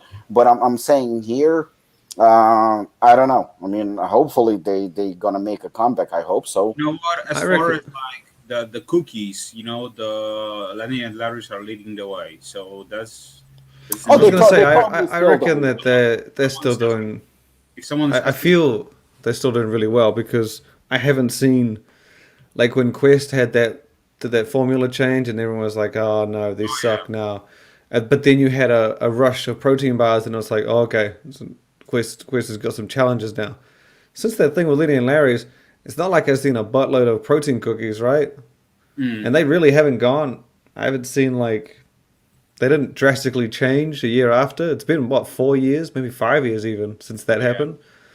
I feel like they're probably doing pretty good. I don't know. I mean, I don't know Lenny or Larry, but I imagine they're doing well. I always see them on discount. Like, even the grocery stores buy us having from like $1 a piece now or something. So I wonder if they're making the move from the premium, like, fitness cookie kind of thing to more like the generic everybody. Oh, 100%. When you walk into a supplement store, again, here in the United States, I don't go to a lot of supplement stores, but what I see, you won't find the cookies, in brick and mortar. You will find other brands, and primarily, I don't even see much in terms of cookies. I see bars. But even the bars, they're changing. Like, there's almost like a trend, like a pre-workout. The hottest pre-workout comes out, and then, it might still sell. It might still do well. Certain are doing okay. But people always want something new. And I noticed, like, outright bars were dominating.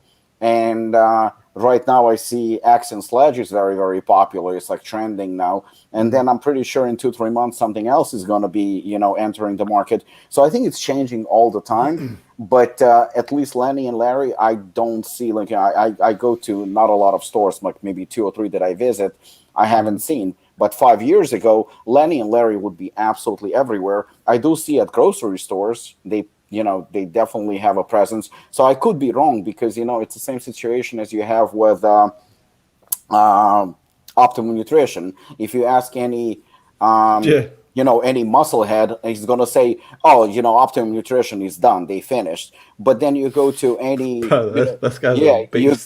go to Costco, you go to those, like, mainstream major powerhouse supermarkets, and you go overseas, and Optimum Nutrition is whooping everybody's ass. It's not even close. So I don't think that judging by what's going on in a supplement store for juice heads and muscle heads and your average gym goer, I don't think that that's indication of success.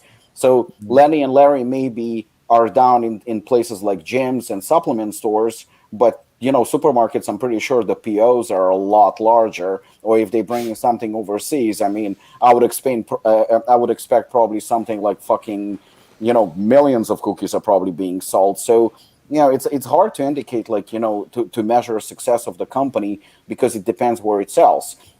Right. We need to get Lenny and Larry on the podcast. Say, hey guys, how much protein is in there? And how you doing? How are you doing? I don't know if it's actually Lenny and Larry who run the thing. I just know. I doubt it.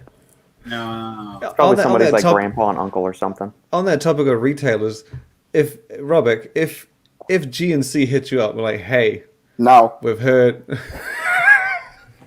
That was quick. Nice to hear you. You wouldn't even entertain the conversation? No. What's the reason behind the what do you mean me? You.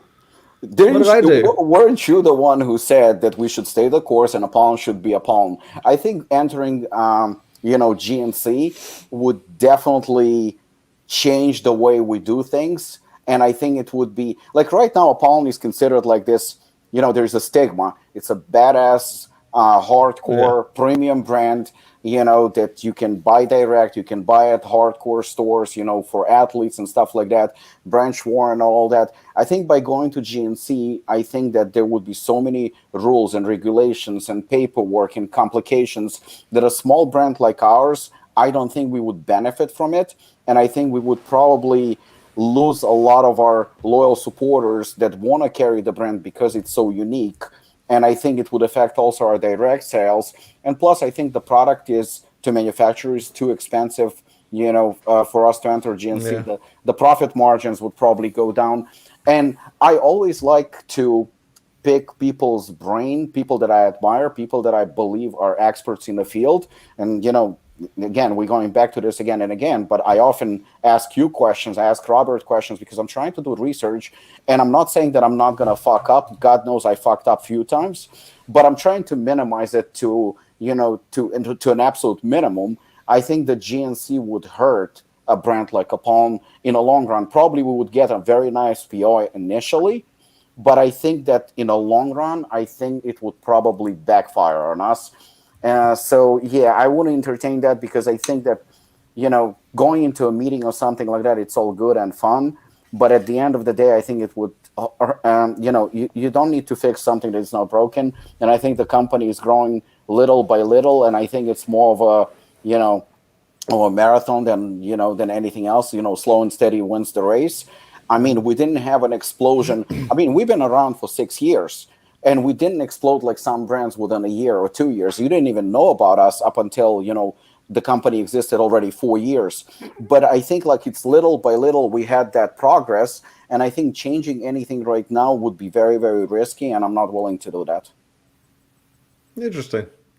Well said. I had a feeling that would be your answer. I just wanted to make things... Well, like I said, you were the reason. You're the one who told me that. I listened. I also wonder if you went into GNC, if you'd have to neuter the formulas. Like you couldn't get away with 600 milligrams of caffeine if they would cap it out at like 300 or 400.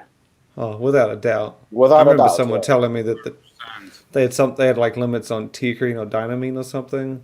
Yeah. And they were like, "Oh, we can't." I would too, probably. Just imagine they would have to drop like 50% of their products that they stock. To be fair though, like.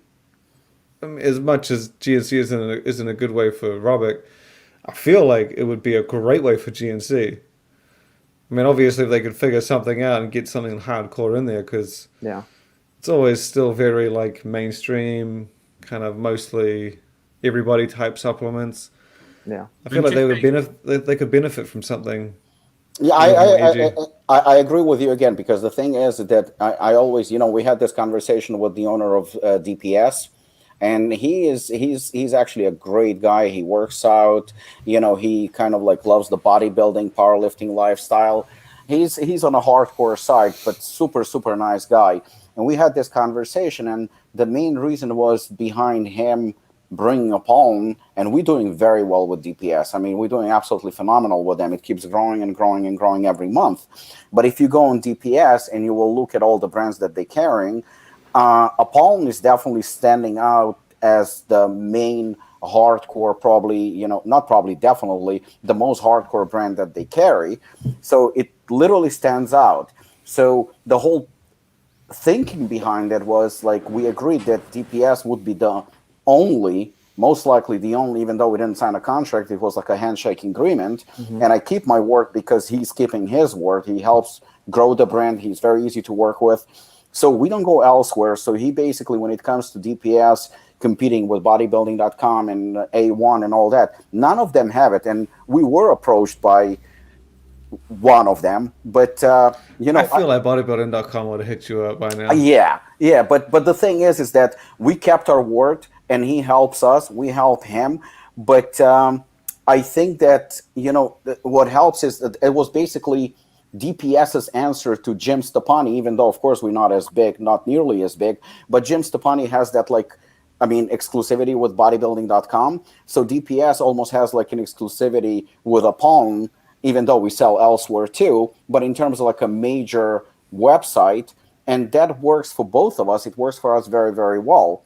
I think that going into GNC, I think it would be beneficial for GNC. I'm 100% not being arrogant. I agree with you. It would be beneficial for GNC because it would bring different type of customers to them, and it would definitely give them give them a little bit more exposure from that perspective.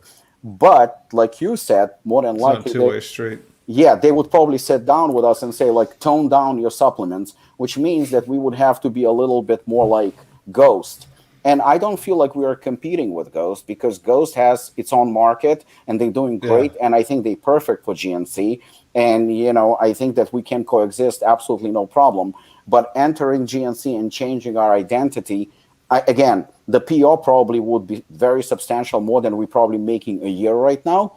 But I think in the long run, it would definitely backfire. So, it wouldn't be a good fit for us unless GNC would be willing to take us in as the brand is, because, we're not breaking the law in terms of dosages or anything like that. But they catering to more mainstream, and I don't think they would change their way of doing business.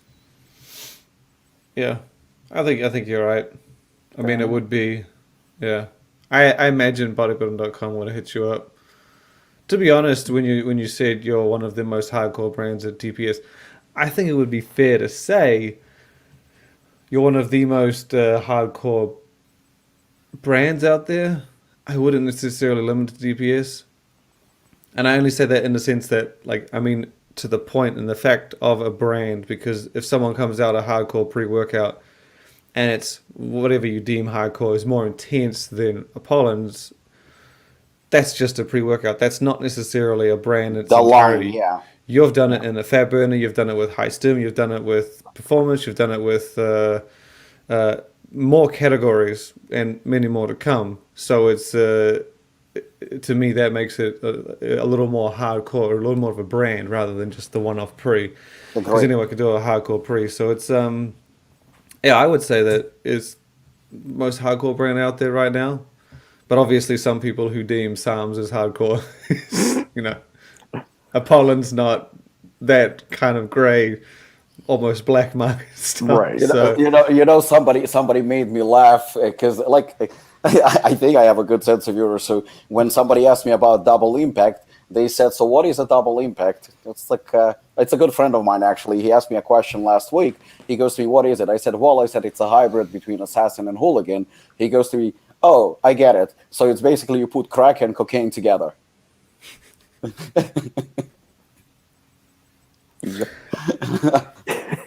Yeah. I mean, it's not like a... I've seen other pre-workouts that have a similarly large number of actives and long list of ingredients, as I think Rise did one.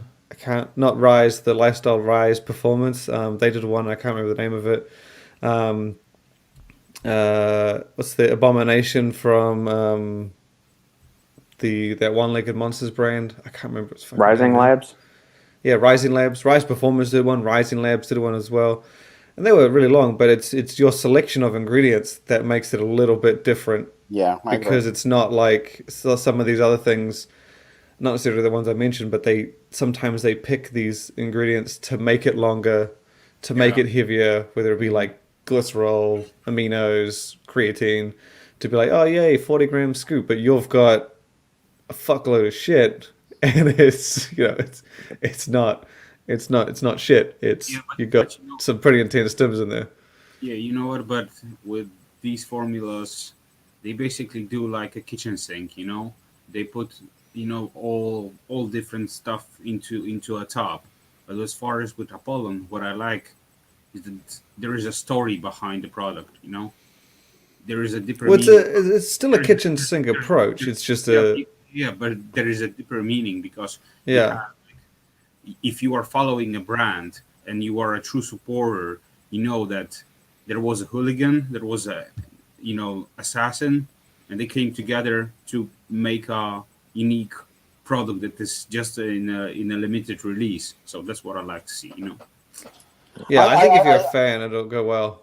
I think that what Shane is saying, and I have seen it actually with a few brands, where you see like a long list, longer than Double Impact. I've seen longer lists than Double Impact, and then you will look at it and you're like, whoa! And it's not a proprietary blend. There is actually a fucking list, and then you see, different ingredients, and you're impressed because the ingredients are actually good, and then you will look like tyrosine, and you look like 250 milligram. Like, what the fuck is that? I'd rather put that in a prop blend, and then you will see like, citrulline, 3 grams, citrulline melee. I saw somewhere like 3 grams of 1-1. It's not even 2-1, it's 1-1. And you're like, okay, this is weird. So you're putting that long list, but you're under those ingredients. So yeah, I mean, it all depends, I guess, like on a brand's approach, because some people looking for ingredient, but they don't know how much of that ingredient is actually beneficial and how much it works. So you might get impressed, and then all it takes is like 300-400 milligram of caffeine, and you will automatically feel it. So you're going like, holy shit. I mean, think about it. You put 3-4 grams of beta-alanine and 300 milligram of caffeine. I mean, in reality, you don't even need anything else. The feeling that something is going on with your body is definitely going to be there. The tingles, the energy, and you're thinking to yourself like, wow, this is actually impressive. So yeah, it all depends on that. But I think that, again, what Shane pointed out is something that I've been almost fighting for, is that, Apollon is not just hooligan and assassin. It's a brand, not a pre-workout. And I think that's sometimes like we have people that do understand it, but sometimes it's a challenge because, people look at it like, oh, assassin people. We had a store actually who hit us up, I think today or yesterday, and he sent us a message like, okay, you know what? I want to carry your pre-workouts. I mean, it's great because you have now a customer, but it also, like, personally as a brand owner, and it's not about money, I almost find it offensive to me, that, also all you want to get is the, badass hardcore pre-workouts, but we have amazing protein, we have amazing other products. And then the worst part is that we had one retailer who was like, I want to carry assassin. He didn't want to carry anything else. He just wanted assassin. So, he was giving a price by Jose, and, obviously it can be cheap. But then he's going to say like, oh, you know what? I'm paying for Radcon, $12 or $14. So can you match the price? I'm like, come on, it's not even possible. You own a store, and you know that this is twice as much in terms of ingredients, and we're a smaller company, so our purchasing power is nearly not as strong as them. Right. But it's all relevant. It's all relevant. It's all different, and it depends what you're looking for at the end. I feel like your note on the people wanting just the assassin and hooligan, I feel like that might be something of your own doing, because I know that Inspired had that problem with Devastate year on year. Where they were pushing just that product, yes. They were mostly doing different Devastates, and then they were like, and Chris said the same thing. He says, I'm stuck on people knowing me for Devastate. And that's, if someone comes to you and says, look, can I get your, I'd like to buy the, I don't know, hooligan brand, and it's pre-workout, right? You can feel bad, but you have to understand that what they're seeing, wherever they are in the world, that's how the brand got to them. Absolutely. If they weren't communicated any other way, I feel like that's where you have to try your best to become more diverse. Like I think Ghost is a great example because they done Legend, Amino, but they've branched out and they've placed a heavy importance on vegan, whey, greens, glow, gamer. They have such importance on these different categories where it's difficult for you because you're releasing so many stimulant products one after another, and you may have a little one here and there in between, but there's such a big focus on these ones. It's hard. It's kind of like Jacked. USP Labs was USP Labs, and they made a bunch of other shit, but people just knew them for Jacked. Same with Explode from BSN. It was very heavily known just for Explode. So it's I think for you, you should take it as a compliment that absolutely, you get the pre-workout there. But I see what you're saying. You're absolutely right. You gotta not necessarily like distance yourself from pre-workout, but very much like what Inspired did, not last year, the year before. He just stepped away from pre-workouts completely. Did a collagen in a way. He did a multivitamin. He did a greens. He did a stimulant-free pre-workout, which was far from Devastate. He did more aminos. He did a new fat burn. He did a whole bunch of things that were very distant from Devastate, and he grew a popularity on that. And then I guess he went back to Devastate last year. But I think putting effort into these other categories for any brand is key because it means that they're coming to you for more than just the one supplement. And pre-workout is such a shifty category. Right. Like, new pre-workout every month, someone's going to be like, new pre-workout every day. People are just being constantly forced choice on them. They're going to want to be like, oh, this guy said he's got the best pre-workout. I'm going to grab that one. Even though I like Assassin, this guy says his is the best, and then they'll try it. It'll suck. They'll go back, and then they'll get tempted again. And so I think having that comprehensiveness, which you've done a good job of with Overtime, Chaos, Kumite, I think you're building out the brand, but you got to bring that assassin hooligan power to all the categories, I think. Then you're going to have a beast of a brand. When someone comes to you and says, oh my God, I got to try this Apollon, I don't know, stimulant-free fat burner or GDA or multivitamin or whatever, that's when you're like, shit, yeah. You've surpassed that initial assassin hooligan reputation, which I imagine would be incredibly hard to do. But, you get what I'm saying. I think it's rounding out the brand would be, if you could do that, I don't think you need to be tracking your success or your money. I'm pretty sure you'd be doing really well if you could do that. No, I agree. Good point. All right, guys. That's a good note to end on. Thank you for all the listeners tuning in on the live stream. If you like what we're doing here, make sure to leave us a thumbs up, comment down below if you're catching us on replay. Shoot any questions, comments you have to any of one of us, or you can email the supplementengineer@gmail.com for topics to cover on a future episode. And if you're listening to this on any one of the infinite number of podcast listening platforms out there, please leave us a 5-star review if you enjoy the content we're putting out. That helps us climb up in the algorithm that dictates all the information that we receive and that we're exposed to these days. So thank you always. And my friends, thank you for joining us. And a big, huge happy birthday to our boy, Robbie. Thank you so much, guys. Appreciate it. Thank Can you you very say much for anything in that New too. Zealand, Shane? Can you say happy birthday in New Zealand? Yeah, man. Happy birthday, bro. There you go. It's New Zealand. There we go. All right, my friends. Thank you for joining us. Thank you for all the listeners that tuned in on the live stream, and we will catch you next time on the Final Scoop. See you. Take care, guys.